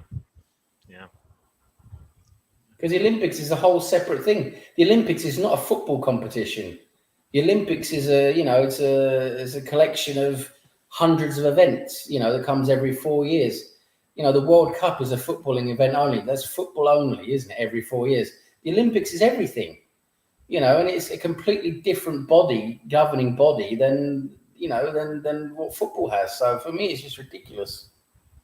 I'd like, what, even though Brownie's right, the level of football in the Olympics is a lot, lower because, as you know, it's not the best players. But out of patriotism, I would like to see a Great Britain team. I'd like to see, you could have a few Scottish players in there, a few Welsh players, at least in the squad. Maybe a Northern Ireland player or two. I don't know who that would be though, because Northern Ireland are pretty shy, aren't they? But anyway, you could put together a team, and I just think it'd be still quite entertaining. I mean, I don't know about you, but it almost sounds like I understand it. It might not happen, but it'd be nice to have like these little, like it'd be a new tournament, so it's more money for football, right? But like you had Great Britain, and maybe you have North America, South America, Central America team, and then you have like the Mediterranean, or you have the Far East, and then you have Asia. All best, like whatever, 6 or 7, teams all playing, and you have the best players from all of those. I know some of them might be from the same country, but there are good players around the world that can make that team. You know what I mean? And have that be like a cool kind of a concept there, because then it won't. Then it's a totally different tournament altogether. But it would be nice to see, right? Because that's an interesting concept. In terms of like creating another tournament. You could have, like in the Ryder Cup, you have Europe versus the USA, right? And then you have the what's the other one? There's the rest of the world against America or something. I can't remember what that one's called. That competition. Yeah. I know. You've got those two. You've got those two big competitions in golf. In football, it'd be interesting to see have like a continental tournament, like North America, South America, Europe, Asia, Oceania, that Africa, and then you basically have the best players from each continent, in a tournament. I think that'd be quite interesting. Yeah, because sometimes you'll never see certain players play together, but you would in that situation. I mean, imagine like a best African players all together. I mean, that'd be brilliant, and Europe as well. You'd have a team Europe, Team, South America. Yeah, Imagine all the yeah. players you could get in one squad in that instance. I mean, that would be pretty interesting. Have it like, because I know the World Cup's every 4 years, you've got the Euros every 4 years. Maybe have it like every 6 years or something like that, a continental tournament or whatever. I don't know. I just think it's a pretty interesting idea. It'll be a small tournament as well, right? We're only talking about 6 to 8 teams anyway, so 3 or 4 games and you move on, all right? So, Yeah. but it's It would be fantastic actually, because especially when the Eskimo team turn up. Eskimo team shows up for Antarctica, incredible. Especially, and to keep it fair, right? Because if you have it in Europe or South America, it's going to be really unfair to play the games in Greenland or Antarctica, just to give it just a bit of home advantage to the team that doesn't necessarily have the obvious football talent. I hear you. Well, the Antarctica team would basically be a few fucking climate scientists, wouldn't it? Yeah. Incredible stuff. Yeah.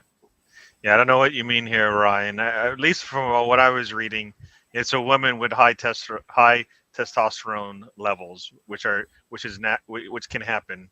So yeah, apparently she's like mixed gender or something. It's not like she's done it herself. I think it's she's actually. So mixed I don't gender. know. I don't know what you like. For me, I find that those are all genetic mutations that happen, and that's what creates these crazy athletes that you see today. And if that's the case, then there'd be a lot of athletes that you probably wouldn't be able to play, because guess what? They're just not. That's just not normal, right? Yeah, I mean, a 7'6" football player, or 7 foot football player, or a 7 foot tennis player is abnormal, right? I mean, Yeah, I agree with it being unfair, even though she still technically can be a woman because she's mixed gender and not like she's decided to become a woman. She is, actually half woman, half man, basically, to put it simply. That's because of the testosterone. Because what else is there outside of testosterone that you go, oh, right, that makes you maybe half? Well, I think there's something to do with the genitalia as well. I think there's people that can have both. Yeah. So now like I said, it's a mutation, and they get punished for it. And those same mutations help people out in other, like double jointed stuff helps out gymnasts and all this kind of stuff. So I kind of feel like, there's levels to it. Yeah. So I don't know. It feels like a very, go fuck yourself, Colonel. It feels a very nuanced discussion, which will tend to naturally be had by the least nuanced people on the planet. Social media, which will have this discussion with no sense of real knowledge of the science, just previously held biases, and they're going to use the information to say what they will. Personally, I think it's quite harrowing for basically my knowledge of the Olympic boxing is that basically it's very skill based and points based. So when you have a woman come away from this fight going after 40 seconds going, she hit me twice and I quit, sort of thing, it's like, that's not what this boxing is designed for. Like, you're not supposed to pummel the other person into submission. You're supposed to outpoint them, is my understanding. She's so much physically stronger, isn't she? It's an unfair advantage. Yeah, but that's like saying when Tyson came on, and in 10 out of his first 14 fights, he's won it in the first 30 seconds, right? Look at it. Look at him. That's different, Gary. Come on, that's different. Gary, no, but you know what? But it's boxing. No, I'm just saying part of boxing is getting hit, and if it doesn't hurt, then and just because the other person is stronger and all of that.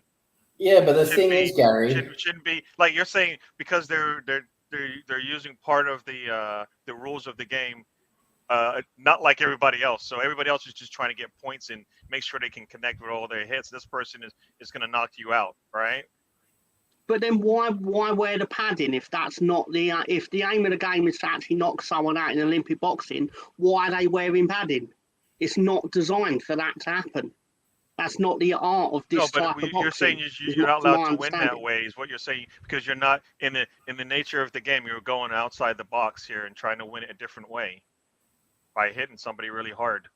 Well, the thing is that when you talk about Mike Tyson, Mm-hmm. the thing is Right. Mike Tyson's still a man, right? He's 100%. We're not talking about. We're talking about people who are women, all right? Yeah, but I'm trying. No, but You you're not use supposed- you're not use the Mike supposed to Tyson comparison knock because out. he was a guy who could knock out people.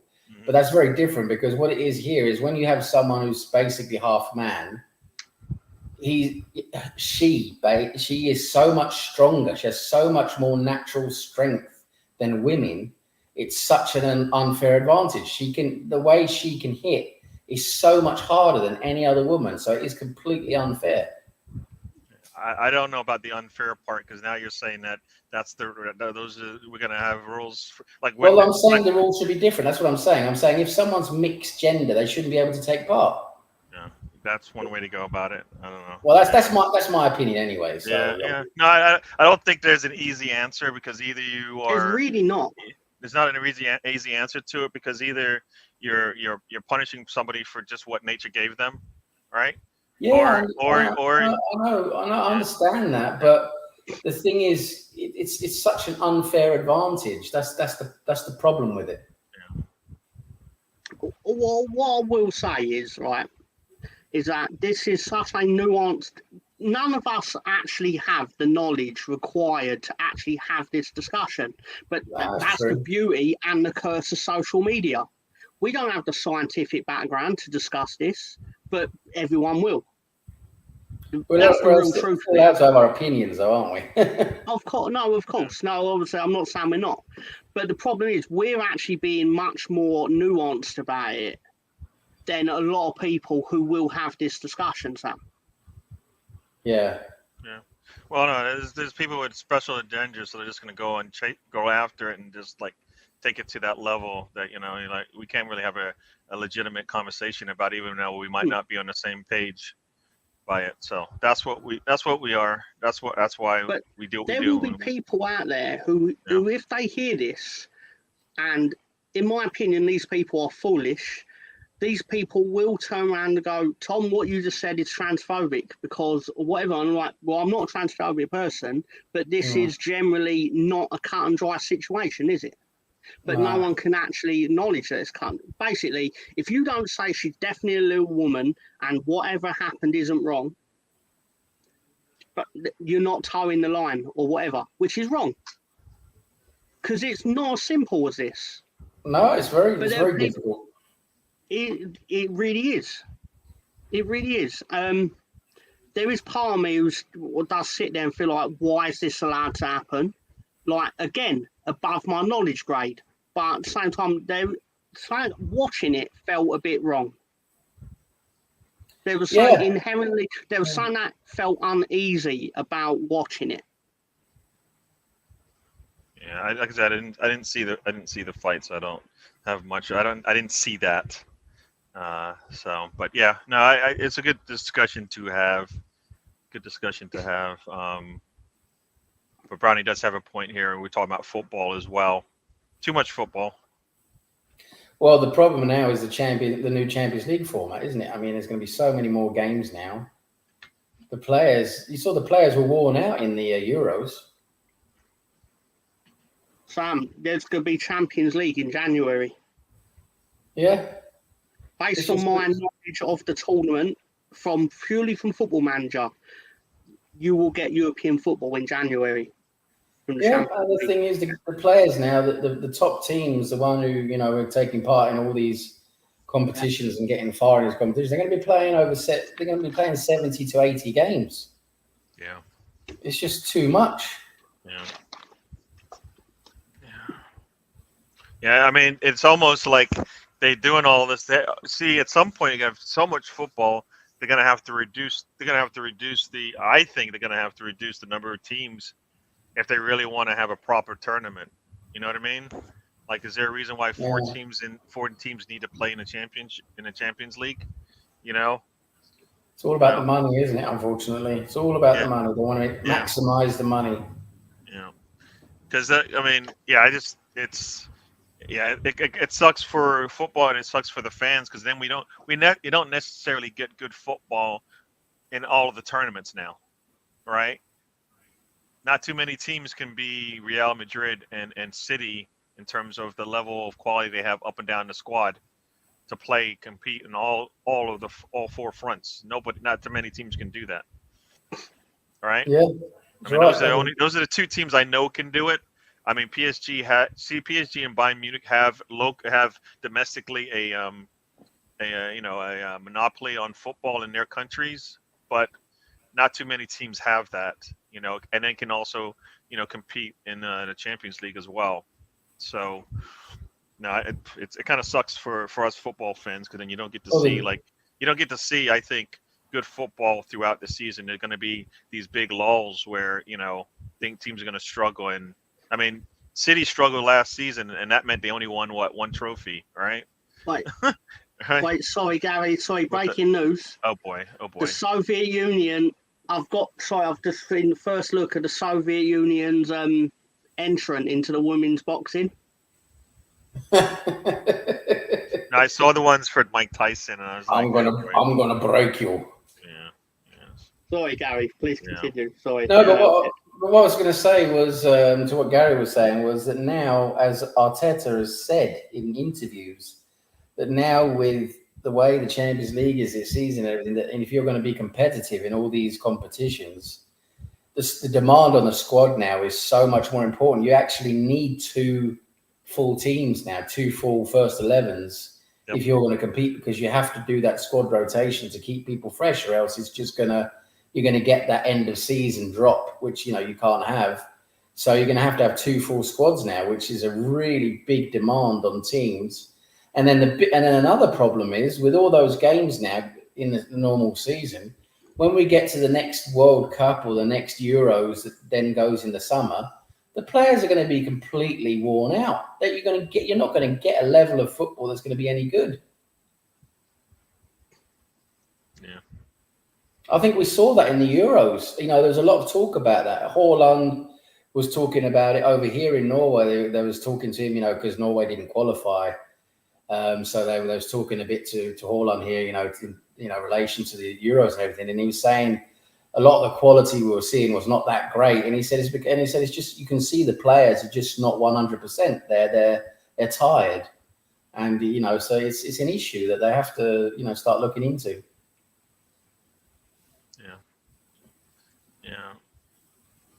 No, I don't. Were the clubs pushing for the Super League? Well, they just wanted more money, and they found a money grab, right? For me, it's more of a money grab than it was like we want Super League for the football league, football league that it is. They wanted a bigger piece of the pie, right? Well, this is UEFA.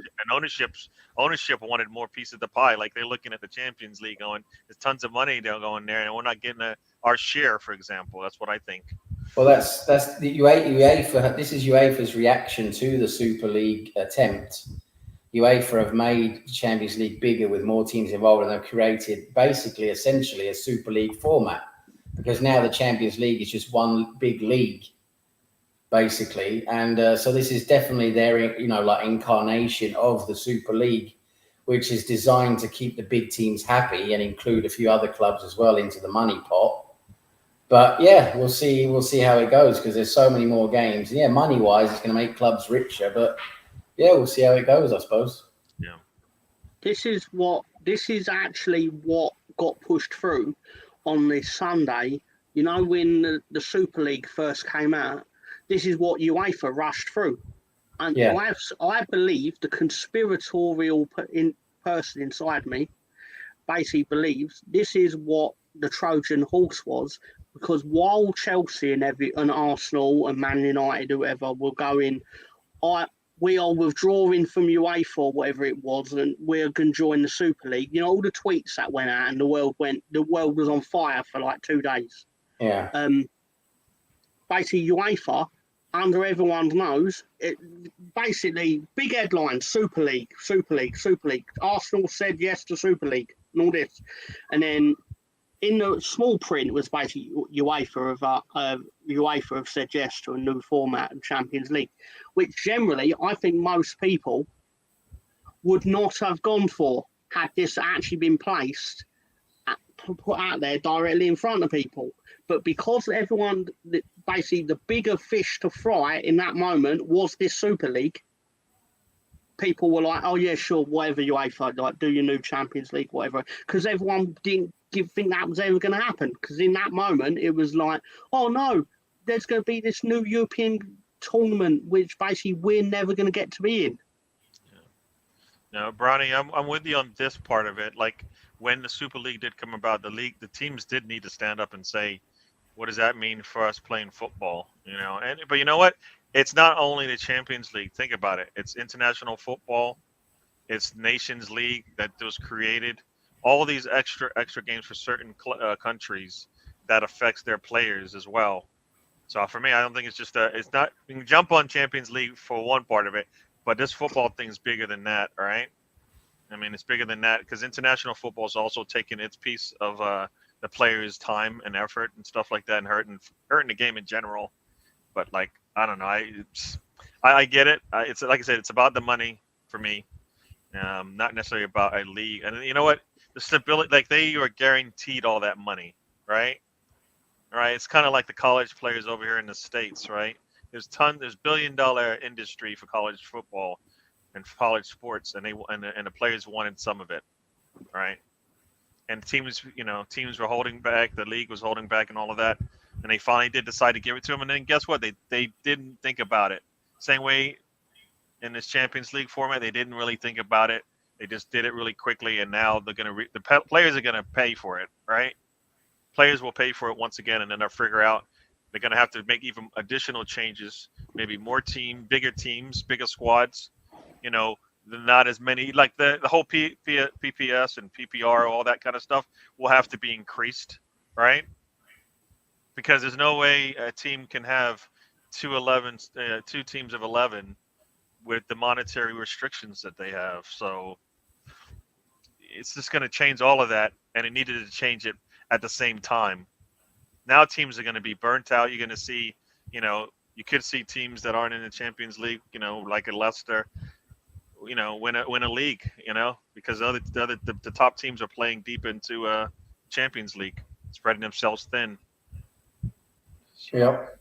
So No, it is an issue because if you're going to stay at top level, it's playing all those games. You just can't maintain the top level. That's why you need a squad to rotate a bit and make sure some players get a bit of a rest here and there, because it's just it's just the way it is. If you're going to be playing that many games without any rest, it's just your level's not going to be maintained. I mean that I know not to insult Tom and the Championship, but when you're playing 2 games every week, they basically have to play 40 plus games a season. They're playing twice a week, as well as the League Cup and the FA Cup.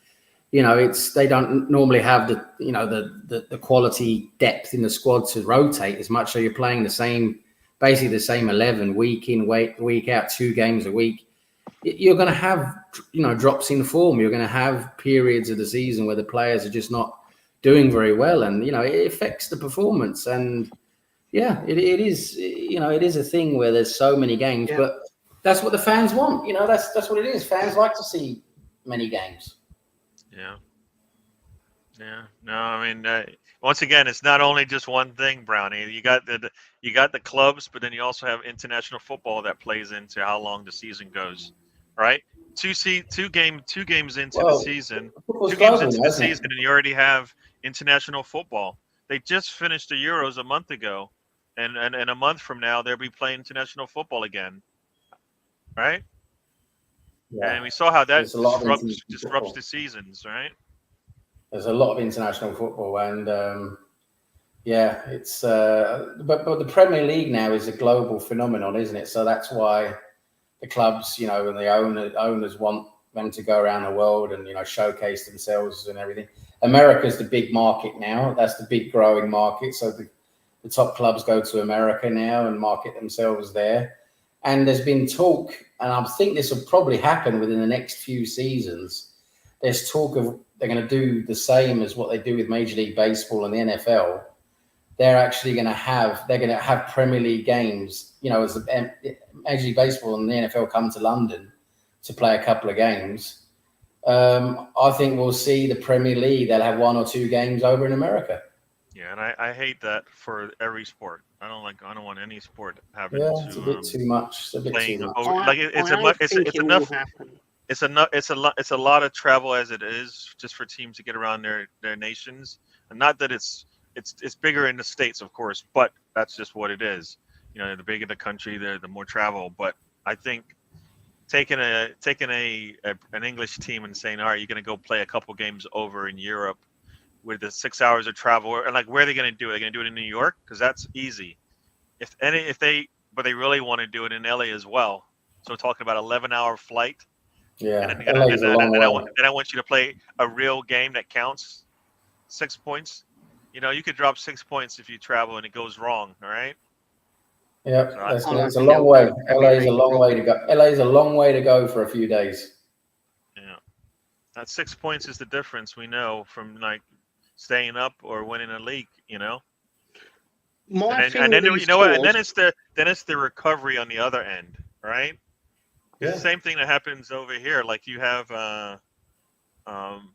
like football teams will play on a Thursday, and they will give them a break now. They give them a break, but before they wouldn't. So you would play on a Sunday, and then you would play on a Thursday. Now they kind of work it out a little bit better, so you have a bit of a break. But you're still traveling, and you're still playing off on a different day than you usually do. Like everything will be different. I think I don't like the NFL teams traveling to. I don't like having a game that counts played in another country and you don't get the home field advantage. I don't like that. It doesn't matter. I think it says a lot about the Jacksonville Jaguars that they. I'm not to get into an NFL discussion, but I think it says a lot about what the Khan family think of the Jacksonville Jaguars to actually basically say we can actually forego 2 home games because most of the games in London are that team, and they do essentially treat Wembley as a home stadium to a degree. I think it said I wouldn't want to be a fan of that team personally. Yeah. How do you say you're a season ticket holder and I can't go to all of it? Yeah. I used to be able to just drive to the game. Now you want me to fly, get a hotel, and pay extra for everything because everything goes up when it's travel. You know, when they know the big games in town. I mean, nah. That like I said, and it punishes the team in the long term because you don't have 8 home games, right? What? Like if Arsenal said, guess what? We're not gonna play all 19 games at home. We're gonna play only 16. So there's 3 games we're gonna play in a neutral site. Nah, I don't. Right? It's hard to play on the road as it is. Now you're saying we're going to travel and play on the road, and nah. Mm-hmm. I don't like it. I don't like it at all. I wish it would stop. I wish they would. Wish it would stop. Yeah. No, you're right. Yeah. I mean, there's certain things that don't need to change. You don't need to. Like there's certain things that don't have to be international, right? They don't have to be. English football should be English football. American football should be American football. It's all right. I don't think it's that bad of a thing. Leeds did give up a goal late, but they still win 2-1. They were Valencia was down a man in the 65th minute, scored in the 89th to close the score there. So that game's over. Brownie's losing interest in the Premier League. Like, is it better in all the other leagues, Brownie? That's what you get for beating us in 2001 Champions League semi-final. Go fuck yourself, Valencia. Your time has come, sir. Yeah. So I've waited 23 years to do that. Yeah. Go fuck yourself. Back to your toilet bowl and your stadium that you couldn't afford to finish building. There you go. Fuck yourselves. There you go. There you go. Do it. Tell him, Tom. Losers. Absolute losers. Yeah, Brown, if your team doesn't want to be in the Premier League, then I understand your disdain for the league. Yeah. This is happening all over, Brownie. It's all over. Everybody's doing it. Yeah. He's getting his excuses in before the season starts. Yeah. I'm not talking about Brownie. Yeah. Who watched the chaos at the end? Do you see at the end of the game? Yeah, at the end of the game, it all kicked off, didn't it? Yeah. You think? Let Some of that was about a song, maybe. I didn't see all of it. What happened? It's almost as if France and Argentina have racial tensions that spilled over into the teens. It's almost as if. It's almost as if racial tensions have permeated through the youthful generations. The sins of the fathers have basically played out amongst the children. Some of those older, when I was looking at some of those, the older players, at least on the Argentinian side, looked like they were leaving a little bit in on those players, French players, for me. So there it is, Tom. The most there is, Mr. Tom, the most intelligent thing you're ever likely to have said, and about 7 people heard it. I was just gonna say, it was, my God, you were very articulate there, weren't you? Mm. Thank you, sir. Thank you. Mm. My God, you impressed me there. You did, Tom. I have my moments. Mm. Crikey, being on YouTube. Some might say I'm a philosopher.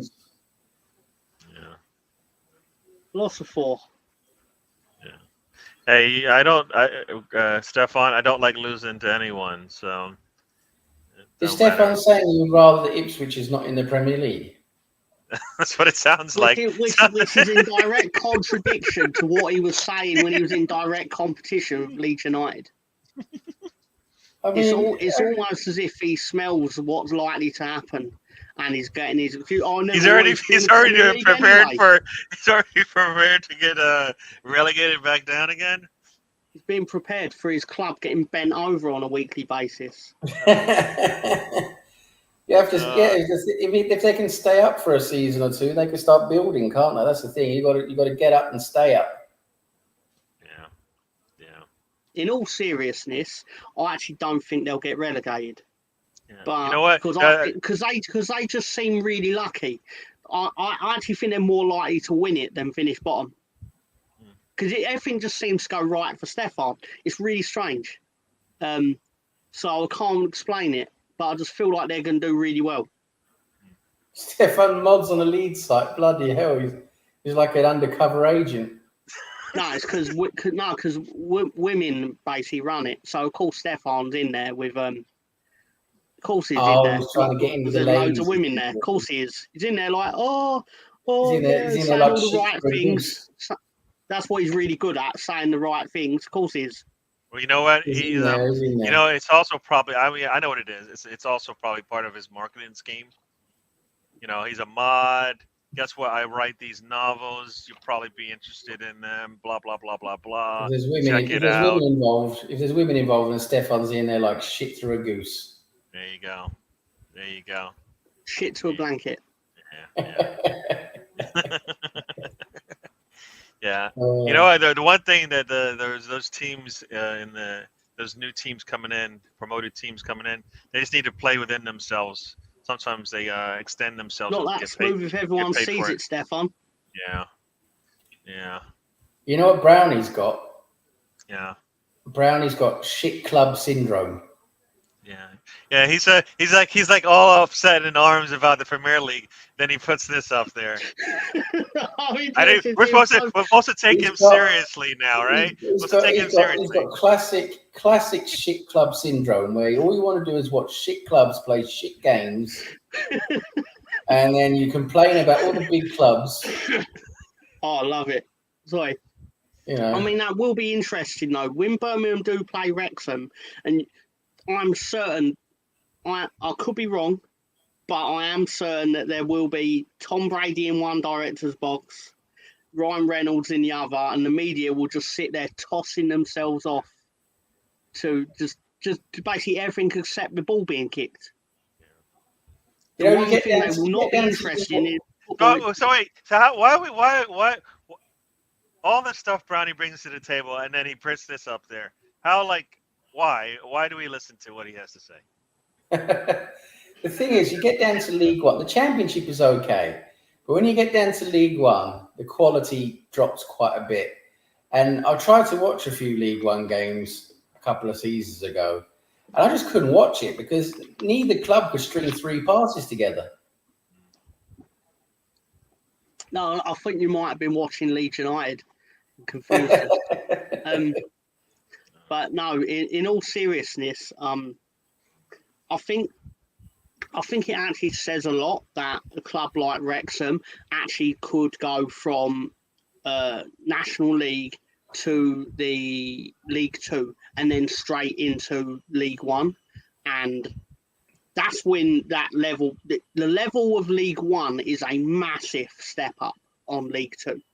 League Two and National League is actually quite similar based on the amount of teams that actually do the double jump. We've seen how competitive League Two was. League Two wasn't it League Two that was insanely competitive? There's like about 15 points between playoffs and relegation, basically.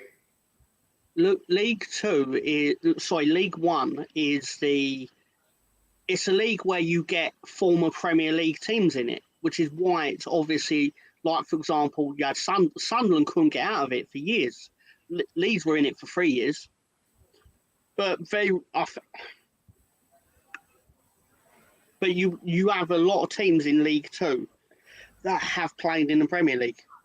Yeah. But you also then get some that have played in National League. So that's a real big melting pot of basically footballing shitness. Yeah, but it's insanely competitive. You know, it's just the point spread between playoffs and relegation is not much.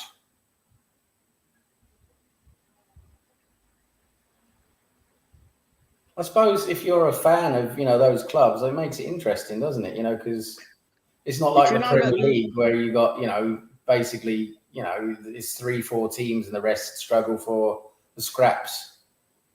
Did you know that Luton's away end, you had to go through a garden to get into it? Did you know that? Yeah, oh yeah. I don't think it was mentioned enough last season. It's the worst ground ever. It's fucking shit. Nick Bradley is joining us. At least it held up a lot better than Old Toilet. Sorry, Gary. Yeah, no, I was just saying, welcome Nick to the show. We are probably hitting the end of the road here, though. The one thing Old Trafford has that I will always give it, at least you got some stages last season. At least you got a free waterfall feature when you watch the game at Old Trafford. So you know, you ain't getting any of that Ellen Road. So Well, now you're gonna have what? You're gonna have like 100,000 fans to watch them play football. The problem is like as a Dallas Cowboy fan, the trick is actually will you win? Like, and you know it's bad sign when you lose that first match there, right?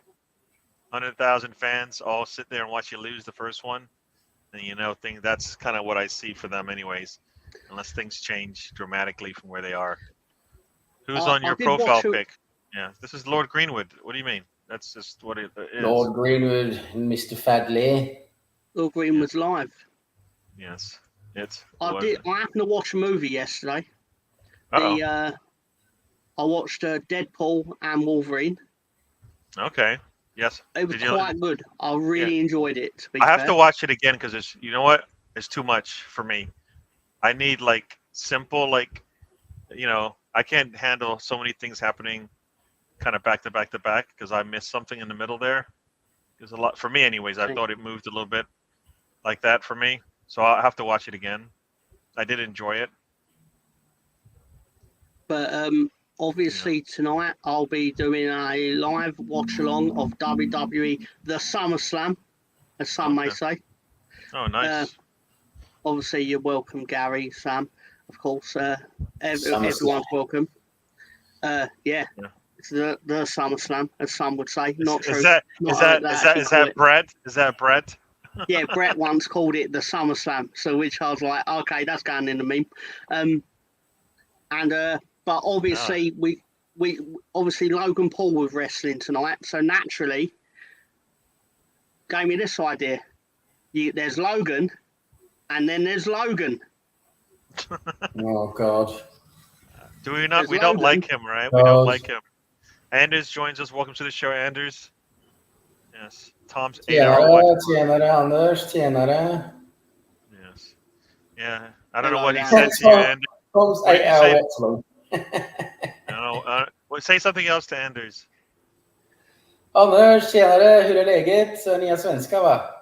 There you go. Lite Yeah. Swedish. We are a Swedish. multilingual channel. We do it all. I speak Kazakhstani. No, you don't. Do you? Yeski No, Swersky. Nobody, no. Nobody, no, you don't. No, you Hello. don't. That's not even. Hello, Yeski Swersky. Yeah. Hello, my name is Borat. In my country. Yes, in my country. Och jag så var det bra, varmt och skönt där, va? Fan, jätteskönt där också. I Norge. Bra, bara bra här, tack Anders. Hoppas det är bra med dig också. I'm starting to understand a bit of Hindi. I know a bit of Swazi. Oh, jeez. I can't speak Hindi, but I do know when they're complaining about me. Yeah. I just said, buy me a Burger King, I'm going to stab you in the face. In the face. In the face. Ay, ay, ay. Oh. But you have to be very careful, because if you say, you're actually saying, I want to sleep with your grandmother, I hope she's dead. So it's very, very nuanced, a very nuanced language. See. Yeah, yeah. It's we've hit that. We hit the wall. We didn't even hit the wall. We broke down the wall. Well, Tom's driving. We're running out of petrol, and he found out that driving off road is much better, where there's actually no. Well, nice. and none of that, but we're going downhill. Yeah, so there's a gravity. He's driving in the forest with no fucking road. Oh my gosh. All right, people. It's been 2 hours. I think we've given you all we can give you before the football starts next week. This time, I think we'll be able to talk about football, right? Mr. Tom will be happy or sad. Yeah, by the time we start next week, we'll know our lead started our season off, basically. True. Maybe Arsenal I'm will very pleased to have exercised the ghost of 2001. I've never forgiven Valencia for defeating us in the contest in the Champions League. They go fuck themselves. But you're not singing anymore, are you, Valencia? With your silly little badge and your crappy little football stadium, and you even crap a football stadium that it's half built because your chairman Peter Lim decided he'd actually much rather spend time with Gary Neville and then sack him after losing 7-0 to Barcelona, and then continue to build the rest of the stadium. Embarrassing. At least when Leeds said we were going to build a new stadium, we earmarked a site that was on the Fulby sewage dump, but then we just didn't build it because you got to have money to build a stadium. But at least we didn't start the stadium. At least we realised before it we actually didn't have the money, but you didn't. You've actually got the ghost of a site. Go fuck yourself, Valencia. We won today. You're losers. I hope you get relegated to the conference because you're a disgrace. You're a disgrace. You're an absolute mess. And go fuck yourselves. Have a good day. Okay.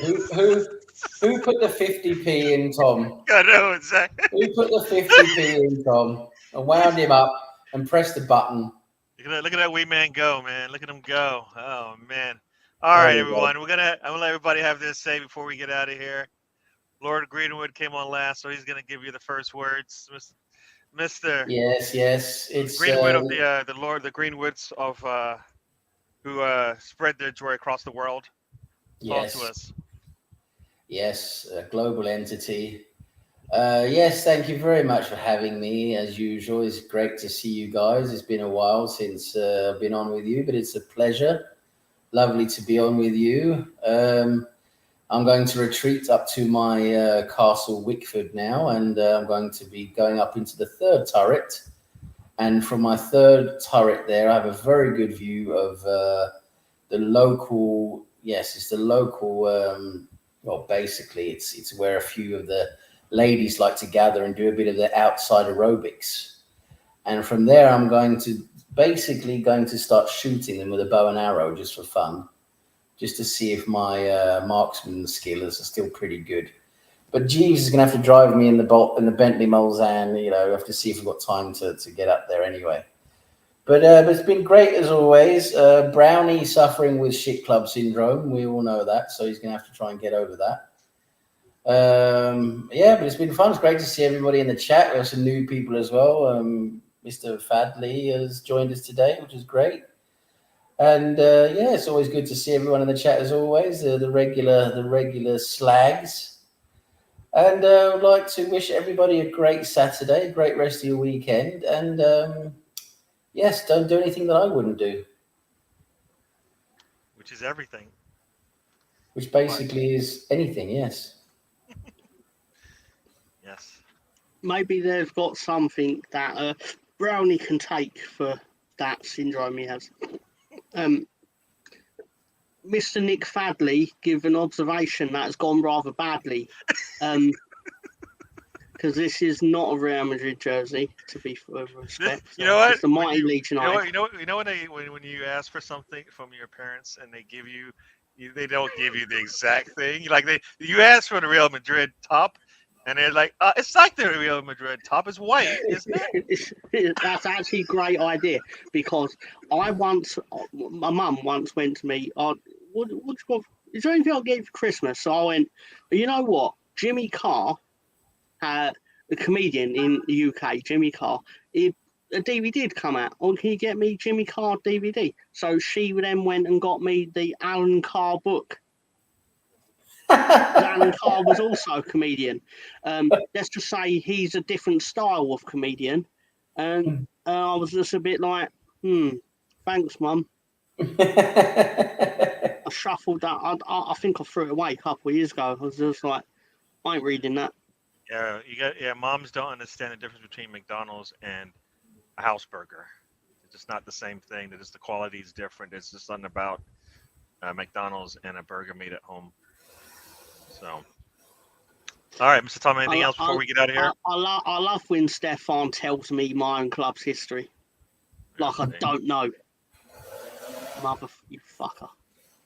You smart ass little fucker. So what were the colors before they were all white, Mr. Tom? We used to wear variation. We wore variations of like a gold or yellow, blue even. We had a kit. There was times in the golden era of Leeds in the 70s where we had a red kit, away kit. But again, you can't have Red Bull having a bit of red on your kit. Sacrilegious, apparently. We're a football club, not a church. Anyway, just saying, a lot of Leeds fans are morons. Hear that. All right. I'll tell them off. I'll tell them off on Sundays at 9. Sorry, losers. Yep. And if they don't like it, they ain't got to watch it. I mean, they should, because then they'll learn more about why they're losers. But still. All right. Anything else? Anything else before you go? Yeah, I feel very ranty. It's fine. I'm having fun. You know what? You're preparing for next week. You know what? I don't know. I don't know if we're ready for it. But if Dr. Leeds were to show up next week, are you saying you would be highly amused if Dr. Leeds had a good season?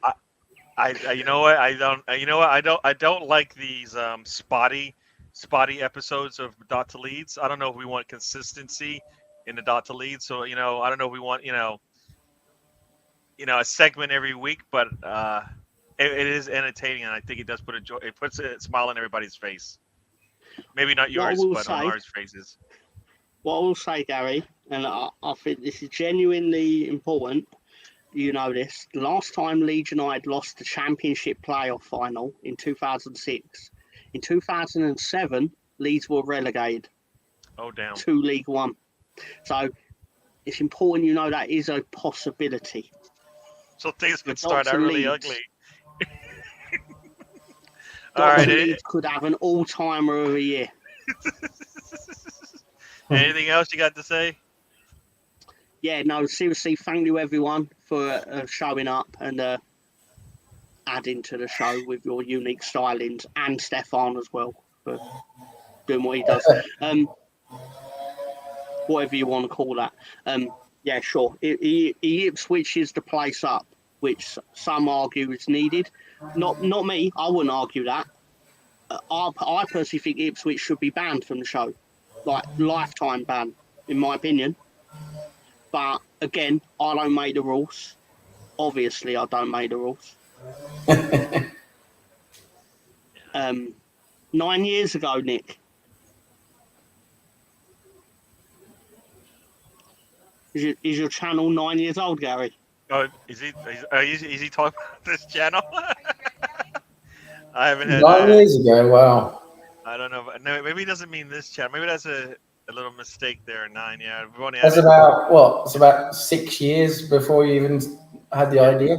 Yeah, probably. Yeah, he might have meant something else. But everybody, thank you again for joining us. We'll do this again next week. Like I said, hopefully we don't see Dot to Leeds, but we do enjoy his company when he shows up. So we'll see. Maybe you know what? Maybe it'll be one of those things. We'll see. We might get a little Dot to Leeds. We might get some happy Mr. Tom, and we'll get to see eating with Mr. Tom because he'll probably be, he'll want something to eat because he'll be so happy. So we'll see. Football starts for Mr. Tom next week, and then a week after that, I think Arsenal will be going into the weekend. I think we play on a Saturday or Sunday. I can't remember. So probably still got a while for Arsenal. Are you in the Community Shield this year? We are not in the Community Shield. Your favorite team was in the Community Shield. So oh, they will be you playing. Yeah. So that team from Manchester will be there. So we will see you guys next week. Have a good one. We'll see you on Monday for the trip. I don't know. Hopefully we're talking about Arsenal's incomings. There's hopefully a striker on the way for Arsenal because we're losing a striker or a player that plays in that position anyways. So we see. Hopefully that goes our way. Yep. Stefan says cheers, and we're going to head out of here, everybody. Goodbye. We're out of here, everyone, and we'll see you on the next one. And... Life is a journey. Don't waste your trip. Enjoy the ride. There you go.